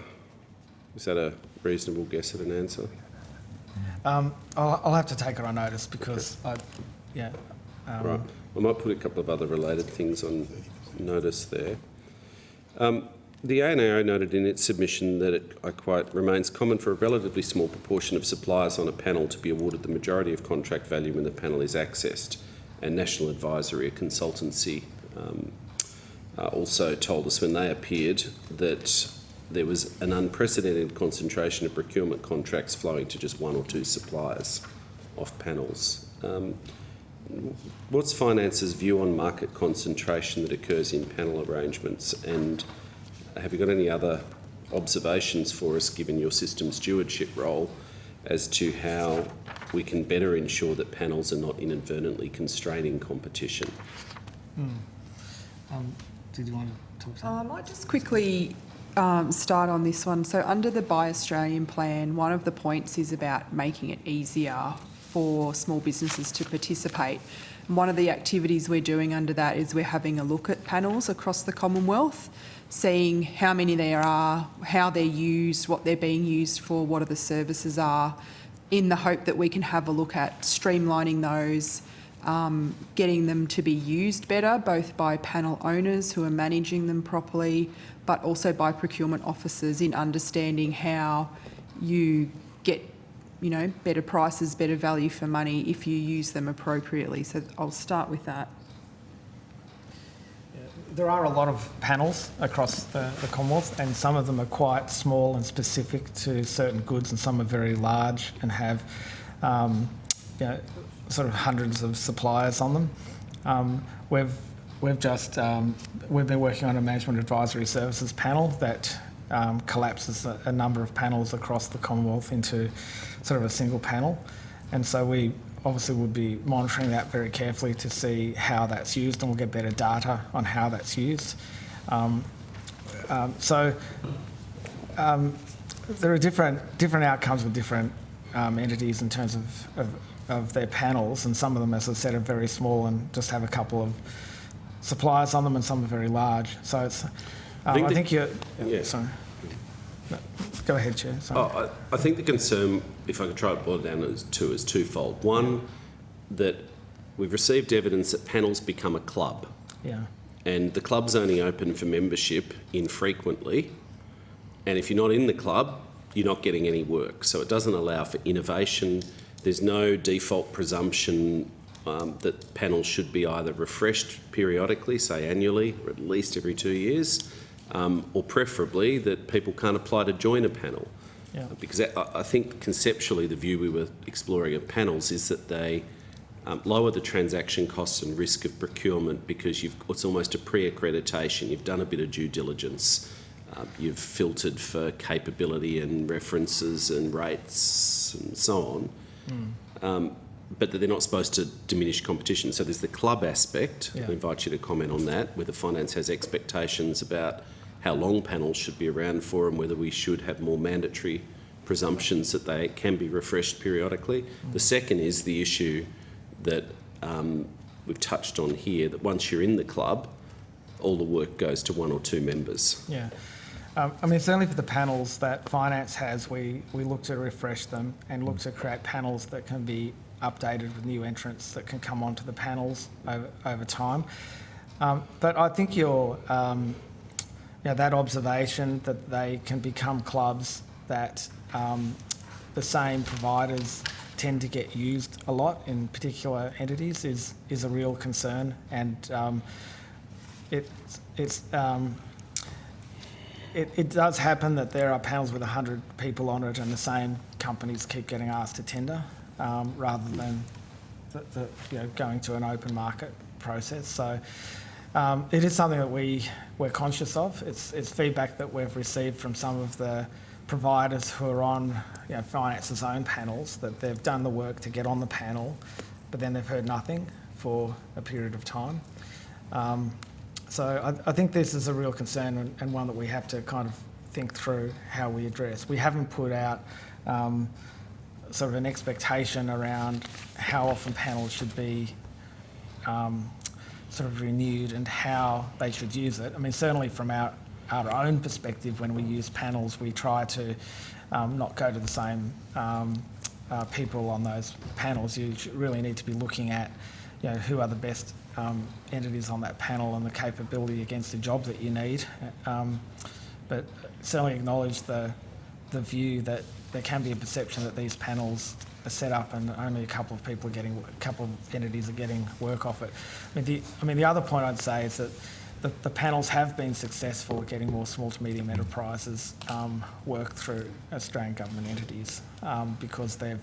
Well, it puts small firms which may not be on the radar at least in front of people. Puts them on the radar, but it also means they don't have to have a group of people that are just doing government tenders because they can get on a panel and then they can be asked about specific work. So they don't have to constantly being applying for every job that's coming up. They don't have to have people looking out. So there are advantages, but if they're not used properly, there are limitations as well. So, but yes, it's well, perversely, the existence does mean that agencies can continue not to put work out competitively. So yeah, I mean, what we're sort of encouraging is that when even using panels, you should be going to more than one supplier on a panel, a number of people on that panel, and seeking a proposal from people on a panel, so that to create. There's been a competitive process to get on the panel, but then you still should be going to more than one supplier, which is I think ANAO's recommendation, but also our view as well. Auditor General? I was just going to mention that our information report coming out this afternoon updates information on the use of panels and the concentration in it, which has remained roughly the same since the last report, which... So despite the public discussion on this topic, your work, the updated guidance, you heard it here first, people, that we shouldn't anticipate that we've seen any real significant change. Is that a fair teaser of your report to come out? Yeah, I think that's probably fair. It's the issues Mr. Jaggers was just talking about, like there is concentration in use. I mean, it's just not competitive if agencies go and get one quote, because they can, and it sounds like that's what they're still doing. Yeah, or if they go to 3 people on a panel and only one replies, or that type of thing. I would clarify that the report coming out this afternoon is up to the end of last financial year, and the CPRs were changed. True. At the beginning of this financial year. Yep. So our messaging has grown much stronger on that point, and we expect to see a change this financial year. Does finance have a view on suppliers' security clearance requirements during the procurement process? And one of the submitters put a proposal that the tendering agency should sponsor the security clearance once the supplier meets a participation requirement. This is an issue that comes up in many inquiries, that security clearance, a bit like you employing staff in parts of your areas, it's a club. And once you've got one, your market value goes up. In the case of procurement, if you don't have them, you effectively get excluded from so many procurements because the agency just says can't get security clearance in time to deliver work, so they just don't actually get scored or ever get the work. So it's like a chicken and the egg problem. Yeah, I understand.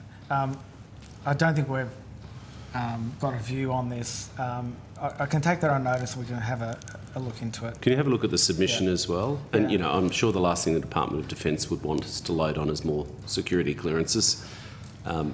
But it's a fairly compelling point. It's not the first time we've heard it. Yeah, thank you. Yeah.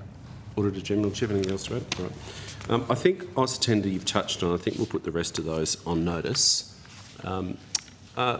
Senator Reynolds, we were supposed to move into a private hearing with Finance, but we do have very limited time. So if other members have other issues we want to wrap up, I think it might be better to pursue a separate discussion at another time. I just think it's better we finish the public hearing and that's done. No, I think that's good. It's good because there are a lot of important questions and it's a very rich discussion. Okay. Anything else that people want to add on air that can't be added on notice now? Because I'd rather that we didn't have to recommend another public hearing in procurement with Finance. There are some things we can pursue on notice. Nothing from us. Call of the card, other members? Oh, sorry. All right. Thank you. You'll get a Hansard. You've taken a few things on notice. If you could come back to us as soon as practicable. Yes, I understand you've got Senate estimates, which complicates your life in terms of preparing more answers to questions, but as soon as you can in the next sort of 2 or 3 weeks would be very helpful. I don't think we've given you anything too complex. No, we'll come back quickly. Yeah. Right. We might get you the rest of these by tomorrow night so that you can deal with them as a batch. Okay. Declare this public hearing closed. Just wait for Hansard. Okay, we'll resume this public hearing for the Public Accounts and Audit Committee's inquiry into Commonwealth procurement, and I'd now like to call a number of Audit and Risk Committee chairs of various entities. For the sake of the Hansard, could you each please state your name and the capacity in which you appear before the committee today? Carol Lilly, Chair of the Audit and Risk Committee for the Department of Home Affairs. Ian McPhee, Chair of the Audit and Risk Committee of the Department of Industry, Science and Resources. Alan Walker-Roger, I'm Chair of the Audit Committee of Digital Transformation Agency. Thank you. We've got Grant a Hare, Auditor General. Rona Mellor, Deputy Auditor General. Carla Jago, Group Executive Director, Performance Audit at ANAO. Thank you. I think we all know this is a formal proceeding of the Parliament. You're not allowed to give false or misleading evidence, and that we will be recorded by Hansard and get parliamentary privilege. And you're not officers of departments, are you? No. All right.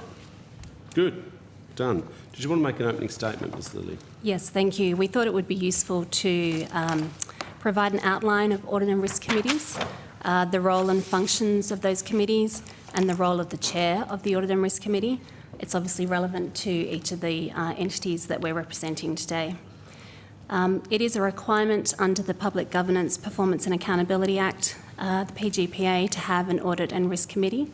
We provide independent advice to the accountable authority, for example, the Secretary or the CEO, on the appropriateness of 4 areas. The first, financial reporting, then performance reporting, system of risk oversight and management, and system of internal control. Appropriateness is defined to be suitable or fit for purpose for the particular entity. These 4 areas are required by the PGPA and the Department of Finance Resource Management Guide on the role of Commonwealth Audit Committees. So in terms of the first, for financial reporting, it's primarily to do with the financial statements, but also financial reporting as a whole. The second, performance reporting, related to the framework for developing and reporting performance measures for inclusion in the portfolio budget statements, the corporate plan, the annual performance statement, and performance reporting as a whole, including regular reporting on performance measures. The third, the system of risk oversight and management, so the appropriateness of the system of risk oversight and fraud risk and risk management as a whole. And the fourth area, system of internal control, focused on internal audit, so the internal audit program and internal audit reports, but also business continuity planning, disaster recovery planning, the protective security policy framework, which includes security and cyber, legislative compliance, and that key policies are in place, for example, bullying and harassment policies.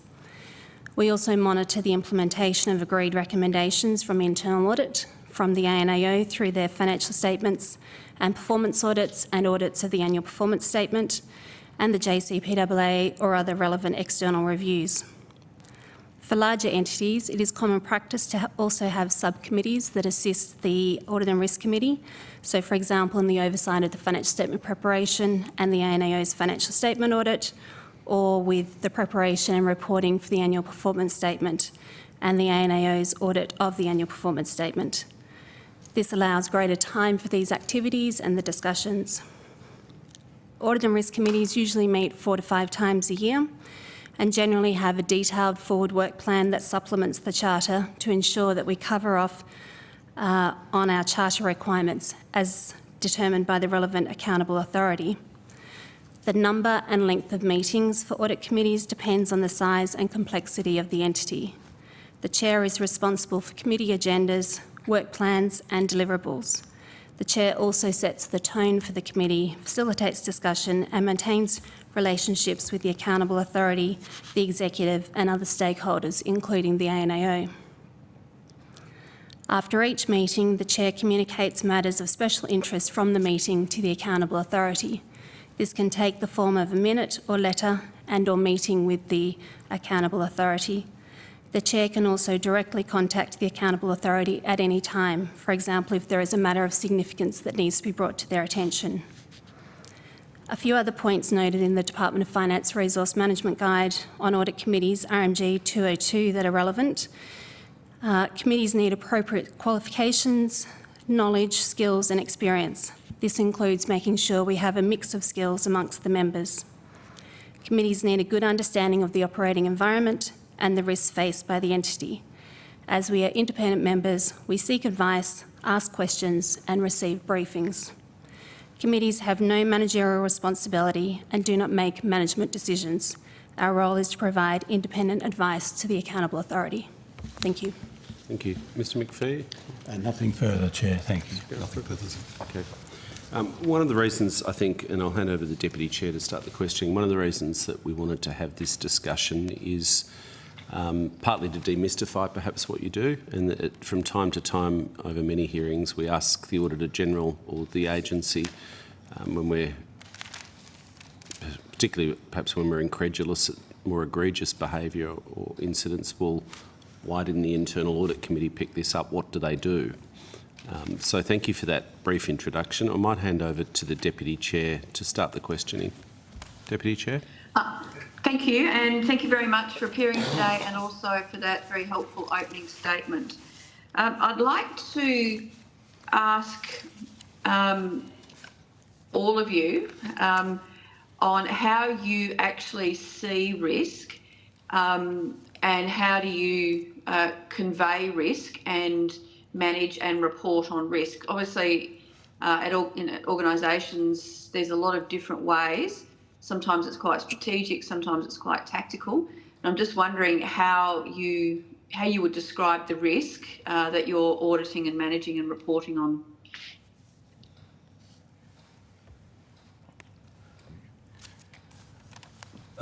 Well, let me start. These days in public sector management, risk management is an important focus, as you would appreciate. All Commonwealth entities would be preparing risk management plans, and that's done on an annual update unless there's a reason to do it more frequently than that. So that's the starting point, and it considers the risks, it considers the mitigations, and of course the steps and resources required to respond to any significant risks.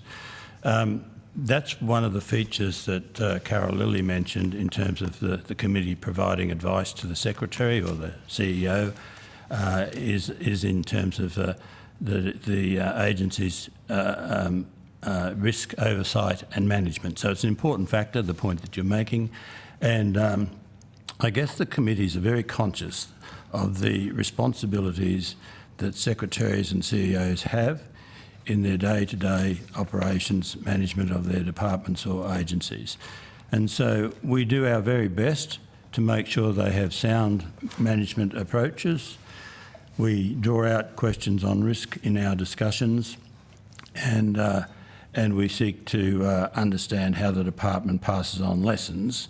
Can I just ask, you're not actually, is that you're talking about a process, which I appreciate, and I appreciate that, but how do you, given you are a risk committee, how do you define risk? So when you're having these discussions with the secretary, CEO or whomever, how do you define risk, and what examples would you use? What are the risks that you're looking at? Well, I'm not sure about defining risk. I mean, these days, in terms of risk management, they often talk about risk and opportunities to make it more balanced than just the negative side of events which can occur. But we seek to deal with the more significant downsides to program outcomes, if you like, and the risk of compliance with legislation and other internal policies. So it's a very broad base, and it relies a lot on the experience of committee members to draw attention to the areas that matter. I mean, as Carol said, we meet. Sorry to interrupt, but can I just ask a question then? So that again is still quite vague. So if I was a new secretary coming in to a department, Yep. as the risk committee, what would you define as the most serious risks? How would you define it? Well, what sort of risks am I looking out for? Yeah. And seeking to mitigate and manage? So I guess from a perspective of Department of Home Affairs, some of the risks that at an enterprise level would be security and integrity, people management, health and wellbeing, organisational compliance. So they're the sorts of risks that the department has identified as their enterprise risks. The Audit and Risk Committee considers how management has identified those risks and what they're doing to manage them. But we are looking at the framework in terms of the risk management and oversight system. So not necessarily saying that we need to manage them, but we need to understand what management are doing to manage those, which might include, for example, their governance committees, if they've got an internal risk committee that is looking at those things. Okay, so for example, for Home Affairs, the risks that you are looking at are in terms of activities. So as you said, human resource management, those sorts of individual activities. So it's not actually looking at the outcomes of Home Affairs as an entity. So for example, the ability to be able to generate sufficient class capability to deliver on Home Affairs objectives, or to deliver effective contracts, for example, for the maintenance of offshore detention facilities. Because what you're talking about, I'm not saying it's right or wrong, I'm just saying that's the framework you've come from, is risk of delivering individual activities, not the strategic outcomes and what taxpayers are paying Home Affairs for to deliver, not effects-based outcomes. Yeah. So if I can clarify, the ones that I was providing were examples of the enterprise risks that the department has identified. They also have a number of strategic risks that they've identified, and I don't have that detail with me, but it is things like capability management, things that, for example, events to do with people smuggling, external to the organisation. But as the chief, just on that, so as the senior risk person in Home Affairs, you don't start at that level. It's not a criticism, it's just actually sort of just trying to understand the hierarchy of this. So you're advising on risk to activities within the department, not the broader strategic risks to the entity itself, which is what the secretary, and senior leadership is responsible and accountable for. So maybe if I can just clarify, and then Alan or Ian might want to jump in, but we're not necessarily looking at the individual risks themselves in terms of each one individually. What we're trying to do is understand how does the department or the entity come up with, how do they identify the risks? How do they then manage those? So what are the systems that they use? What are the governance processes that they use? And whether they're in place and they're working effectively. Can I ask then, who do you, just following this one example down for one department, so who do you report to? The secretary. Okay, so you are a direct report to the secretary? Yes. And so you would then do work with the secretary. So do you do sort of work with the secretary directly on what are the key risks to Home Affairs in terms of... Can I just invite the Auditor General to add a comment? Oh, sorry, I can't see. Sorry. Yeah, that's why I'm intervening. Sorry, I can't see. Yeah, Auditor General. I think the Audit Committee chairs aren't departmental officers. So when you say you report to the secretary, they're appointed, the audit committees are appointed by the accountable authority or the department head to advise them as external people on the operations of the framework, but they're not the chief risk officer. Their role is to oversee, to provide advice to the accountable authority on whether those people carrying out those roles, like chief risk officers and chief financial officers, have the frameworks and processes in place to do that appropriately and carry out that role and give a line advice next to it, and to give some external oversight about whether things like the risk frameworks are appropriately have the appropriate coverage for an entity of its ilk. So I don't know whether that was helpful, but I'm listening carefully, and I think the key word we need to keep in mind is advice. It's advice, yeah. Yes. So this is what. So thank you. Great. That was actually very helpful. So that just leads me to: is there a standard framework then within the APS? So for all departments and agencies, do they have the same external arrangements, or is the arrangement we're discussing for Home Affairs just the Home Affairs arrangement? And then because what I'm hearing at the moment is that it's in terms of Home Affairs, it is a very transactional audit on activities that the department does that might go wrong, not if, for example, what is a risk to Home Affairs capability? Its ability to process things, to deliver border, protection, etc. So, who then sets for agencies and departments what are the key strategic risks for that department? And if it's not the external auditors, then the next question is, well, who is doing that? And why are we... It's difficult not being in the room, I think, Senator. Can I just perhaps try and be a translator here and check that we're all on the same page? So what I've heard from the questioning and your introductory statement is that the accountable authority, the Secretary or the CEO, it is their responsibility ultimately to do all those things you just asked. They are responsible for identifying the enterprise level risks, the strategic risks, operational risks, and then individual program, unit, site-based risks. Ultimately, they're accountable. To do that, they have an executive structure and then sometimes, depending on the scale of the agency, specialist chiefs, chief risk officers, chief procurement officers, chief cyber, chief finance, all that. So that's I think that's the answer to that second question, you're the advisor then peering into the system for and on behalf of the CEO. Okay. Is that? I just want to check that's the right framework. That is, but yes. But what I'm trying to get to is that the external auditor, in this case, the risk, having a look at risk, is looking at not at the strategic outcomes that the Secretary of Home Affairs in this case or any other department has. They're looking at the transactions underneath it.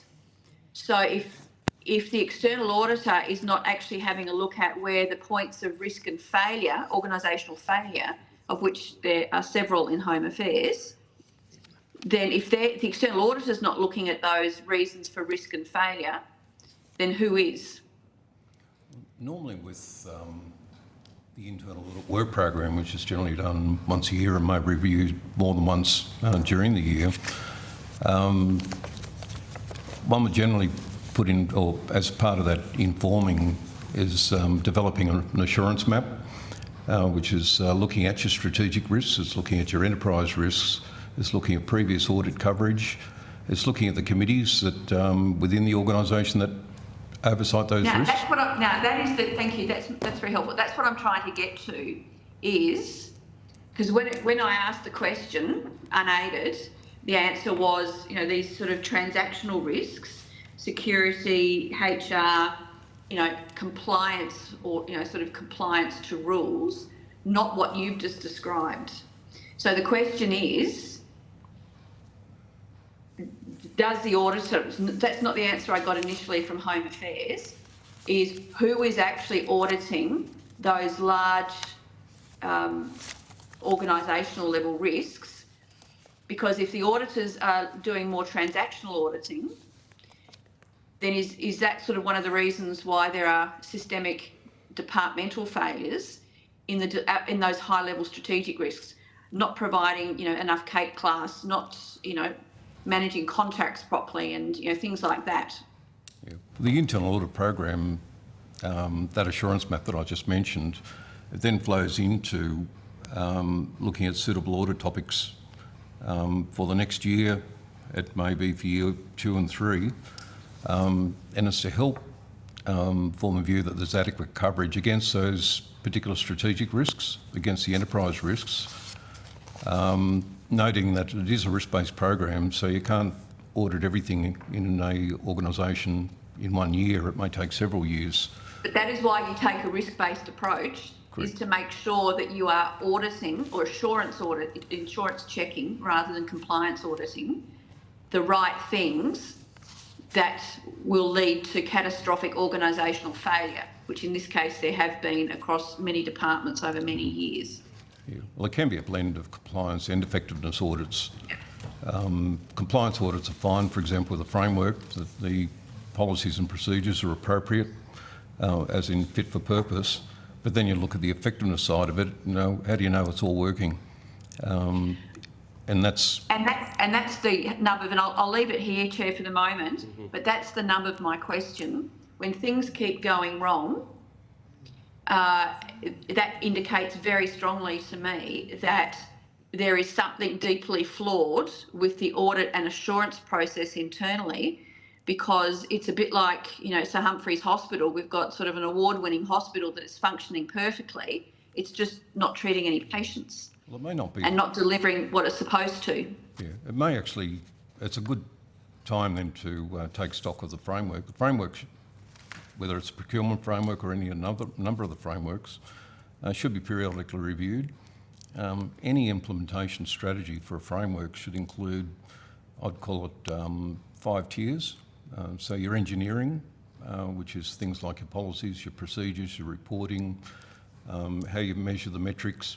You've got the education, which I noted in earlier submissions on, for example, with the procurement, with training, the accreditation, or the specialisation levels.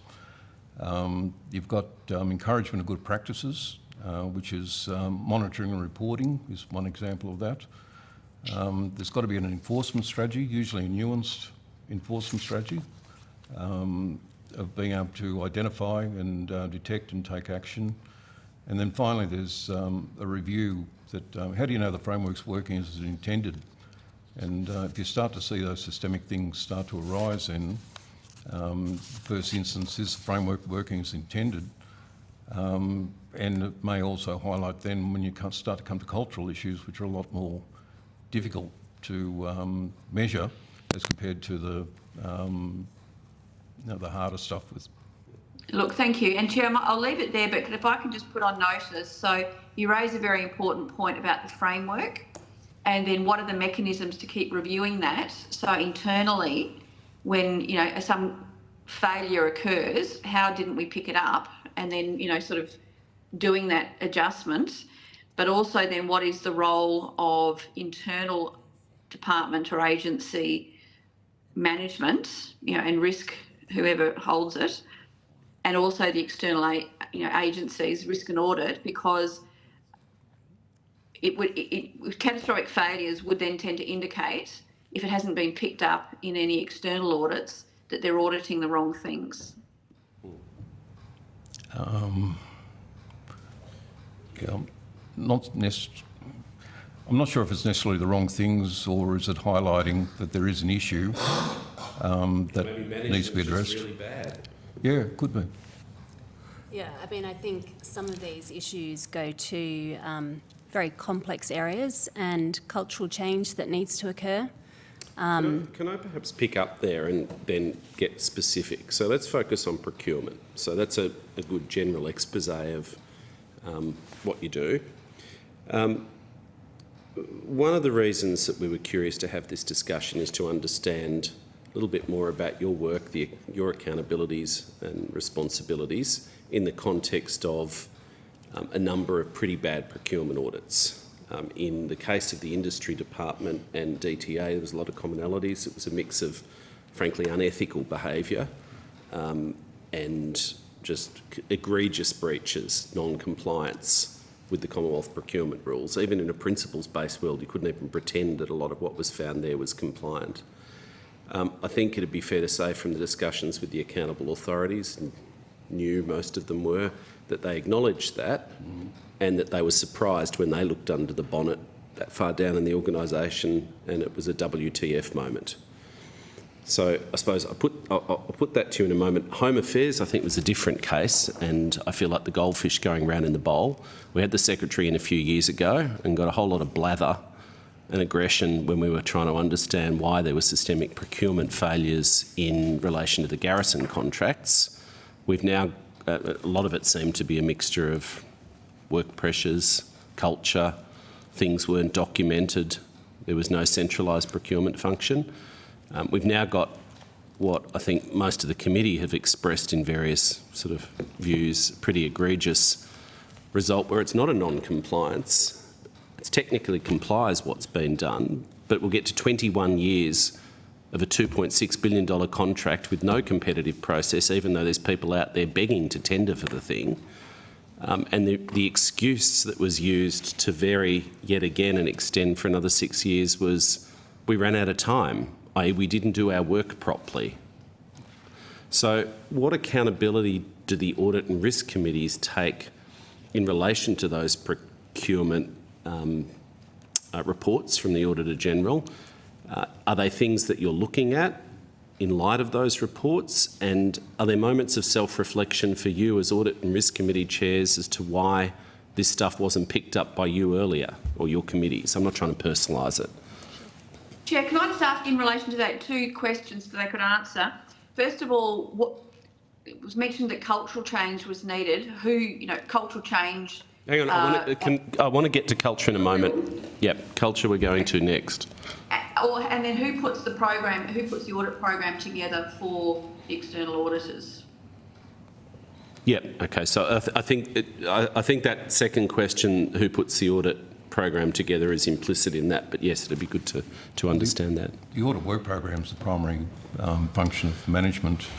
In the DTA, for example, it gets put together after internal audit liaised with various executives, with the CEO, the executive board, and they have a look at those, what potential topics there may be against the particular strategic and enterprise risks. It then goes to the Audit Committee, who review the proposed topics, and we may make suggestions or changes to that. After that, it's then put to as a recommendation to the Chief Executive that the internal audit work program be approved for that year. Okay. Yep. So you critically review it, provide advice to the accountable authority on what you think should or shouldn't be on there, what's missing on the internal audit program, and then that goes and gets executed. And that's based on our accumulation of experience observations during the various rounds of the Audit Committee. We start to get a sense of where the higher risks are, where not. In the case of the particular procurement audit, there was actually nothing that came to our attention during that time suggested something was astray. There was a procurement audit that was done in 2019. In terms of profile, the ICT... Sorry, just clarify that. You said there was a procurement audit done. Do you mean on the internal audit program?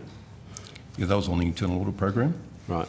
And it did come up with some findings, for example, on records management, nothing to the extent of what the A&O audit came out with. But even with the profile at that time, it markedly changed between the time that that audit was done and the time the A&O conducted its audit later on.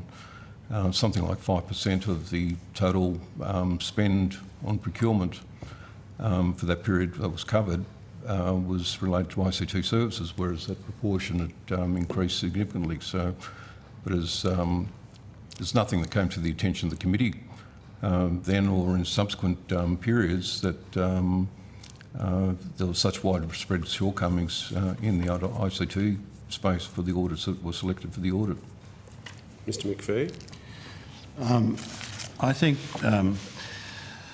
there's a range of factors here that I think from an industry, when industry acted on the audit findings, they did a very comprehensive response. They admitted that they weren't across all of the details, but they put in steps, a process to improve their performance in procurement. Just prior to the audit, the A&AO audit being tabled, we'd had an internal audit done on what was termed complex procurement. It wasn't looking at specific procurements, but looking at the approach taken by the department. And it was a very constructive and positive report because what it said was it compared industry with two other departments who had stronger centralised procurement units. Industry had a procurement unit which set a policy position, but some others took a stronger position through the central procurement unit, whereby the central procurement unit provided better and stronger guidance on complex procurements. And in some cases, and earlier audit reports have made this point, that in some cases a person from the central procurement unit can sit on a procurement panel to bring their expertise and their broader experience to the interest of particular procurements. So I think there is something in that in terms of we can all learn lessons, and there's a lot of good practice around, and it's important that departments pick up on that. And one of the jobs that the committee can do from time to time is bring to bear experience from other agencies that can be useful for the particular agency that we sit on the audit committee of. So I think there is a lot to be said for continuing to learn from better practice.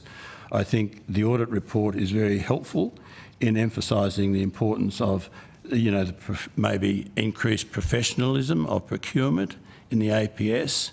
That is, we need to improve the capability and the skill set and the experience in procurement because it's seriously big business and we need to get on top of it. And as you're aware, Finance has mentioned the Centre of Procurement Excellence, which is again in place. But for me, the powerful thing in seeing the industry response to the audit report is the priority that the executive is giving now to improving their procurement practices. And that's a terribly important point, and it goes centrally to the committees, which your sort of terms of reference, if you like, which touches on culture of how procurement rules and guidance are implemented, I think is absolutely the right focus. And the question in many parts of public administration, where we have frameworks, we have clear principles, and yet audit reports and other circumstances highlight problems. So it does go to culture. And in my experience, the fact that the CEO is engaged and says this is a priority for us, we didn't do as well as we would have liked in that audit report, but we're checking all of the other procurements around of significance and we'll do better going forward. That's a terribly powerful message. And it's a message not only that the department picks up on, but of course audit committees have got their ears open as well. So while as an audit committee we've yet to discuss the details, we get updates now on the outcome from the audit report and the steps the department is taking. Sure. But when it comes to the forward internal audit program, I'm sure we'll have a discussion about how frequently we should schedule procurement audits. Because the one thing that I'm sure the committee appreciates, but there's many issues audit committees could focus an internal audit program on. There are many. I have a rule of thumb, it's got no science, but about a third of the program should be focused on, I say housekeeping, but there's probably a better word for it, but you know, payroll, accounts payable, credit cards. Hygiene factors. Procurement, yeah, hygiene. So but there's also, of course, with departments and implementation of new policies and other things, generally speaking, that's high risk and areas, and so committees put a fair bit of focus on those new measures as well. So as Alan has mentioned, it is a judgment required in terms of putting the audit program together, but I think particularly with the recent audit reports, but looking back at history where we've had this cycle of procurement issues across many years, I think as an audit committee, I'd sort of say every few years we probably should be having a look at something to do with procurement at least, and as part of our program. Perhaps because you're a former Auditor General, but I think your account there has echoes of the discussions we had in the inquiry, the 10-year inquiry into your office and how you construct your audit program. There's a mix of sort of thematics and stuff which comes to you and go, that's not right, we just have to look at that, and so on. Ms Lilly, and then I'll have some follow-up questions in a moment. Yep, thank you. So you mentioned the Garrison performance audit from a little while back. Certainly the Audit and Risk Committee acknowledged that, and the department acknowledged that there was improvements required in the procurement and contract management framework, and so the Audit and Risk Committee has been getting regular updates about the reforms that the department put in place. So there's a multi-year strategy that they're working through. Just to echo some of the comments that Ian made, so I think importantly there is senior leadership support for that program of reforms. There is a Chief Procurement Officer that's been appointed, much greater centralisation of procurement capability, which I think is also another theme that's coming through from different agencies. The Chief Procurement Officer is now approving certain things. So, for example, if there is a limited tender being put forward, then that needs to be approved, certain variations and extensions. Much greater engagement between that central procurement area and the business areas, so that one of the bigger criticisms of the most recent performance audit for Home Affairs was that, as you say, lack of forward planning. So the engagement between the central procurement areas and the business areas is looking at expiry dates for contracts and making sure that there are preparations being made. The high risk, high value tiered approach, which I think a lot of entities are now using. Mandatory contract management training. So that was an area and still is certainly an area of focus to try and make sure that people that are looking after contracts have experience in doing so. Reporting for managers on certain information. So I think that is, on reflection, and preparing for the hearing today, I think some of the information that is going to managers around contract expiries, the use of limited tenders is something that the Audit Committee should be seeing, and that might give us some indication about the health of the procurement practices.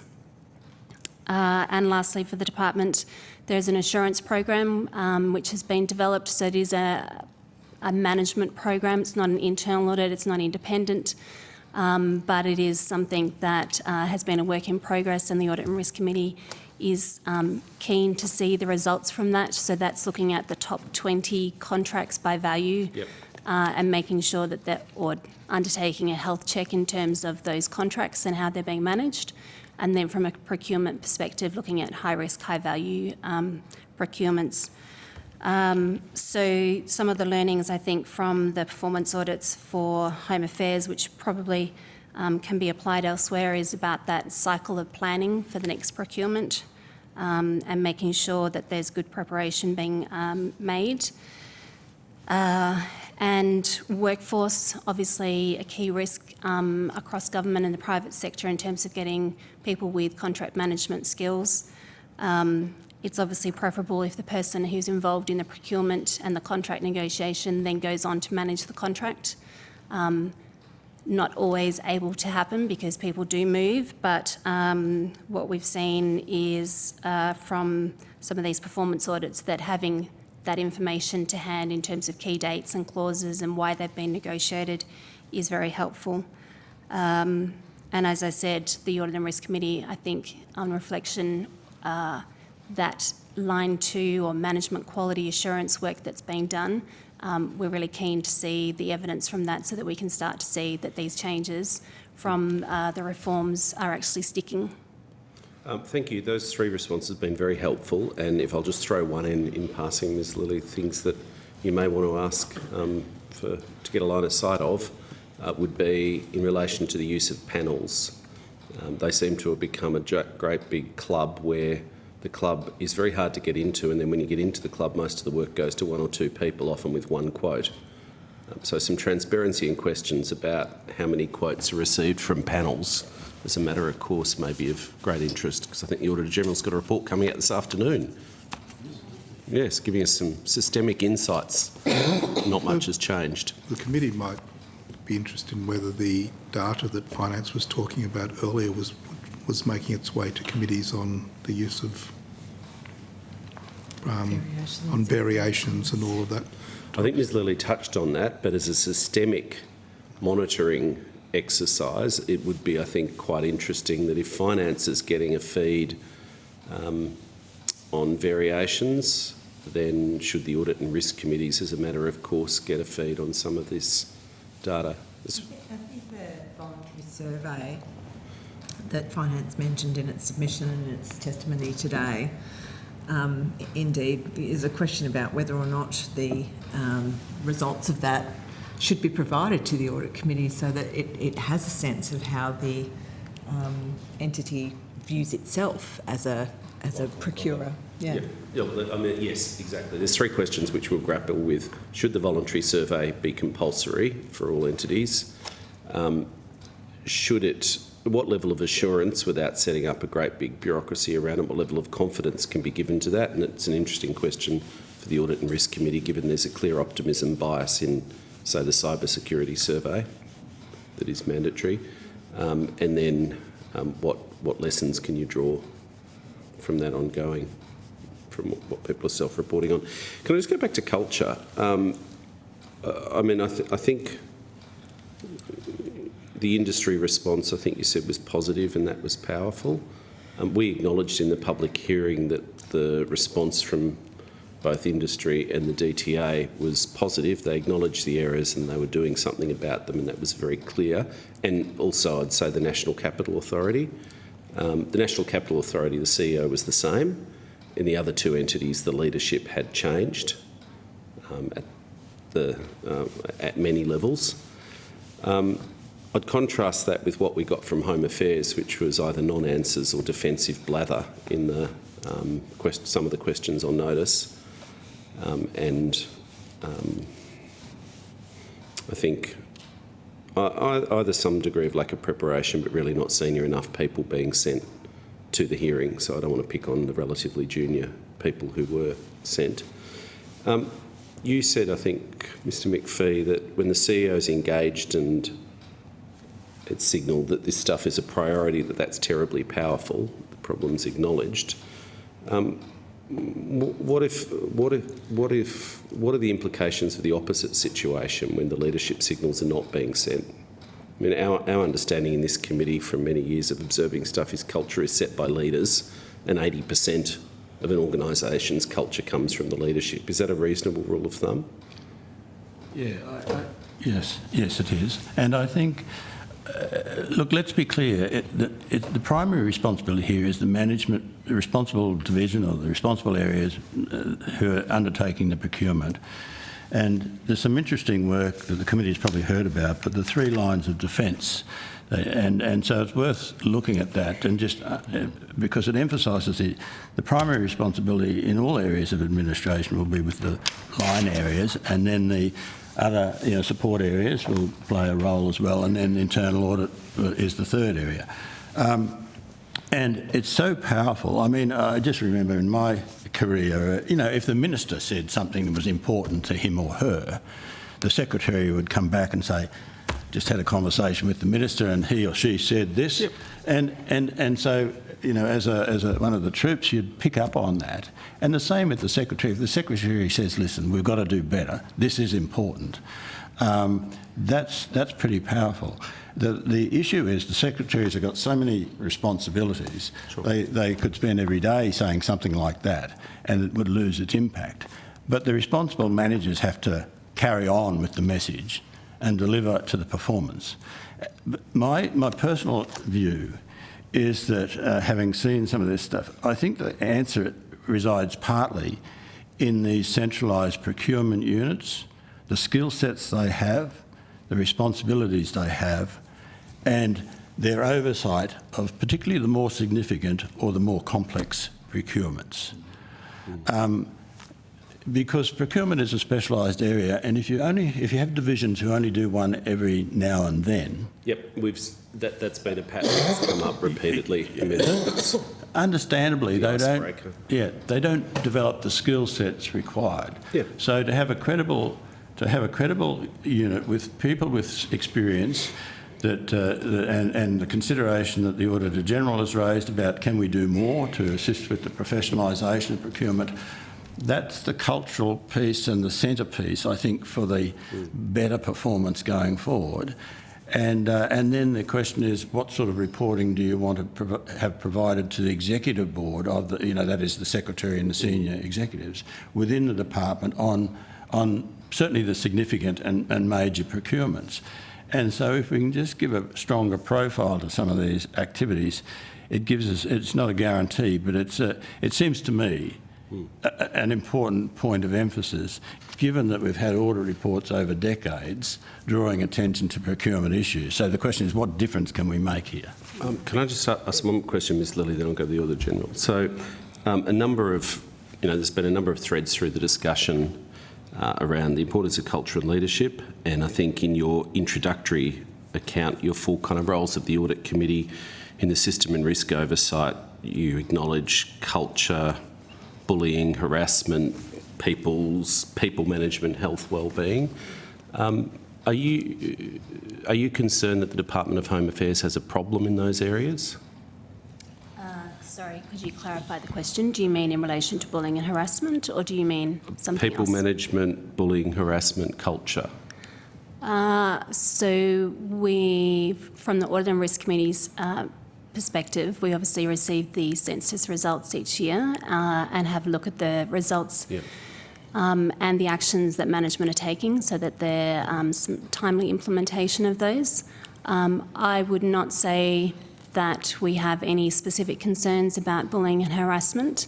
We obviously, and management obviously comes up with plans to address the results that come through from those. I would say that there are cultural issues within the department. One of those is staff turnover. And so the committee is very focused and has regular discussions as part of our meetings about what impact that has on risks and also breakdowns in controls, and making sure that certain things like documenting policies and procedures, that making sure that there's handovers from one person to another, that those things are focused on, because finding the right people and keeping people is difficult at the moment. It's not just for the Department of Home Affairs. I think that would be a fairly common theme across many departments and agencies. Yeah, there's a continuity issue in contract management that's certainly come up in this space. Yeah. I mean, it's good to hear that the Audit and Risk Committee's aware of the staff surveys. Home Affairs seems to have consistently been ranked about the bottom of any of the large agencies in terms of workplace culture, and culture, as we've just acknowledged, is the key really to giving life to the intent of these frameworks, whether they're mandatory or principles-based, and culture set by leaders. And what accountability do leaders take then for sustained poor organisational culture? I would say that from a leadership perspective, there are very positive signs that have been put forward by the department through the focus that they've had on these procurement and contract management reforms. So there certainly has been leadership in terms of appointing a Chief Procurement Officer, restructuring and having that centralised procurement area, having a focus on things like approvals, so that certain things have to be approved by the Chief Procurement Officer, and also reporting, because obviously generally what gets reported gets done. Indeed, and yes, okay, and what's measured as matters and all that stuff. Auditor General?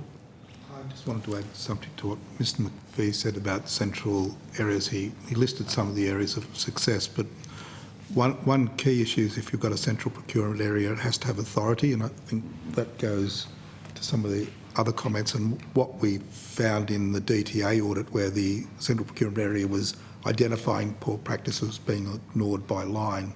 And how does that go to culture? That role and the authority of the role has to be set from the top.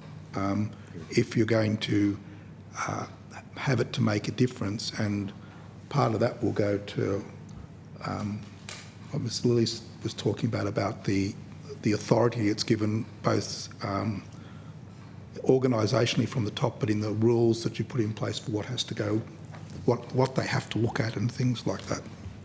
So culture is not just an ephemeral thing. It can be in the structures you put in place and how you say something has authority and then how you act upon it. If you allow the line area to always have the sway because it needs to get something done, you won't get the culture. Just in the last few minutes, sort of the centralisation issues come up, and it seems to be, we put this to finance earlier, that one of the responses that we see consistently for entities that get themselves into trouble is, whether they take a while to do it or whether they realise it's a problem quickly, is to centralise and professionalise. And I suppose I'm just curious, the financial delegation structure flows from the PGPA Act and Financial Management Act and so on. And yet when we talk to Defence, they can't tell us who signs contracts because they've just got thousands of people with a financial delegation. They say they can't even tell us who's done the contract management training. It sounds like a bit of a weird free-for-all, which is a bit of a caricature, but and they couldn't even give us a time frame by which such a thing could be done. Now, I'm just curious conceptually, given the discussion we've had about centralisation, whether we should be thinking about decoupling to some degree financial management delegations, the approval to pay money, from the actual act of entering into a contract agreement, and whether that might be something from a public management, public administration point of view we could, if not mandate, at least suggest to entities they could think about in their internal controls, because the act of signing, I was a public servant, if you didn't do your training each year, the system took your delegation away, but I could sign a contract, $1 million, didn't mean I had to have done any contract management training necessarily. Yet the act of signing a contract or signing a grant, or approving a grant is materially different really from approving milestone payments pursuant to something that's entered into. And we rarely hear about problems downstream. The problems are at the point of execution because of what's happened before. So I'm just curious conceptually whether this is a track we should be exploring further in our deliberations. Financial delegation should also apply to the giving the authority to commence that procurement after certain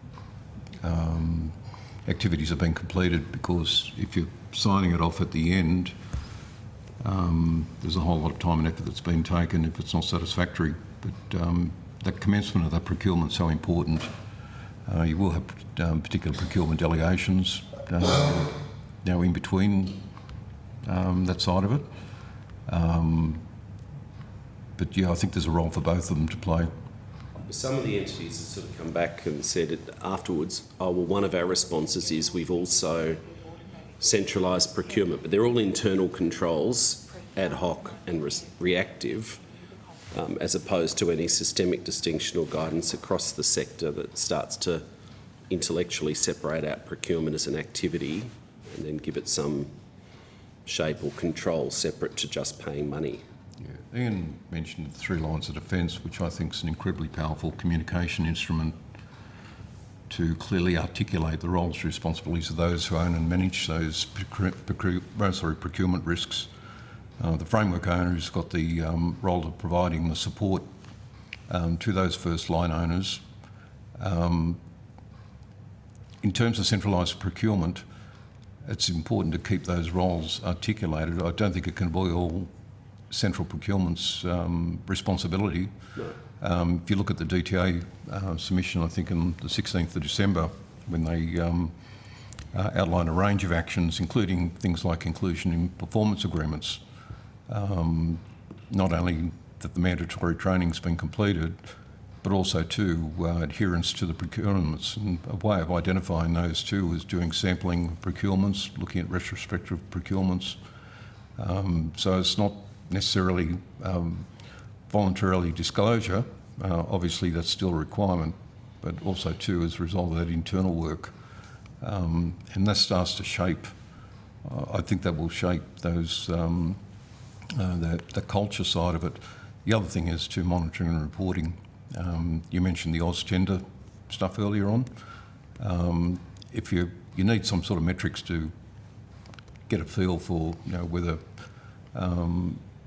the procurements are running reasonably okay, or whether they're starting to get some problem areas for further investigation, and that'll also inform the framework review when, as part of the periodic review, is the framework working as intended. Is there anything else you wanted to add on that point? No. The final question, the ANAO sit on all of the audit and risk committees. Is there anything that you might observe or suggest regarding the nature of that participation and engagement, and any improvements that could be made or adjustments that could be made? And I'd invite both of you, both the Audit Office or the Audit and Risk Committee chairs, to respond to that. So just to clarify, the ANAO normally sit as observers to the Audit and Risk Committees, and generally that includes a financial statement auditor and sometimes a performance auditor, depending on the size of the entity. I wouldn't necessarily have any suggestions in terms of improvements. I think that it depends on how well the executive director or whoever knows the agency as to whether they're able to, add comments or whatever. I think it makes, for certain reviews and reports, sometimes the performance auditor will actually come and present to the Audit and Risk Committee, and that's very helpful, but at least to be able to discuss what the findings are and whether there's any particular things that the Audit and Risk Committee should have their attention drawn to. The relationship between that observer and the chair is really important. Having a good, healthy relationship, not only with the chair but with the other members of the committee. And just part of my own role too is encouraging comment from the ANO, as Carol mentioned, even if it's not specific to financial statements. There might be other observations they might be able to add, and I've just found from my own experience it's been helpful. Yeah. Did you have anything to add, Auditor General? No, I agree with all of those comments, and the other thing is just getting an update from the office on other reports that have been recently tabled, better practice approaches, their insights, etc. It works well, and so it's intended to be two-way, is it? It's meant to. They're there to spy a bit on you and figure out where the vulnerabilities are, or I'm sorry, on the entity, but also to share insights across the sector. Is that the purpose of it? I think the office is it needs to be measured, and it is measured in terms of highlighting issues, because sometimes when audits are still in progress, I mean, they're in progress and you haven't got the management response, so you can't say much. But after the event, you can have a conversation. And in fact, one other area which you'd be aware of that's got a bit of a profile at the moment in the public sector is this performance reporting. And so we asked on the industry committee if the person responsible, the senior executive in the audit office, could provide a presentation on some of the lessons, etc. And at the following meeting, we got that update. Very helpful. So it's a sort of a two-way conversation, and with the audit office, with its broad charter responsibilities, it's got good insights about how the system's working, what the issues are. So it works well. Do you have anything to add, Auditor General? I think we're always trying to improve our capacity and to share the messages out of our audits across the sector, and particularly with audit committees. We try to do an overview document to all the audit committees, setting out what the work we've done and what lessons, while trying to point to things that people might want to look at, and that's as a result of the work that's broader across the sector, not just in relation to the entity. We don't think we're as good at that as what we'd like to be, and we're at the moment still looking at ways to investigate how we can be sharper in getting messages across where we think there's areas of risk.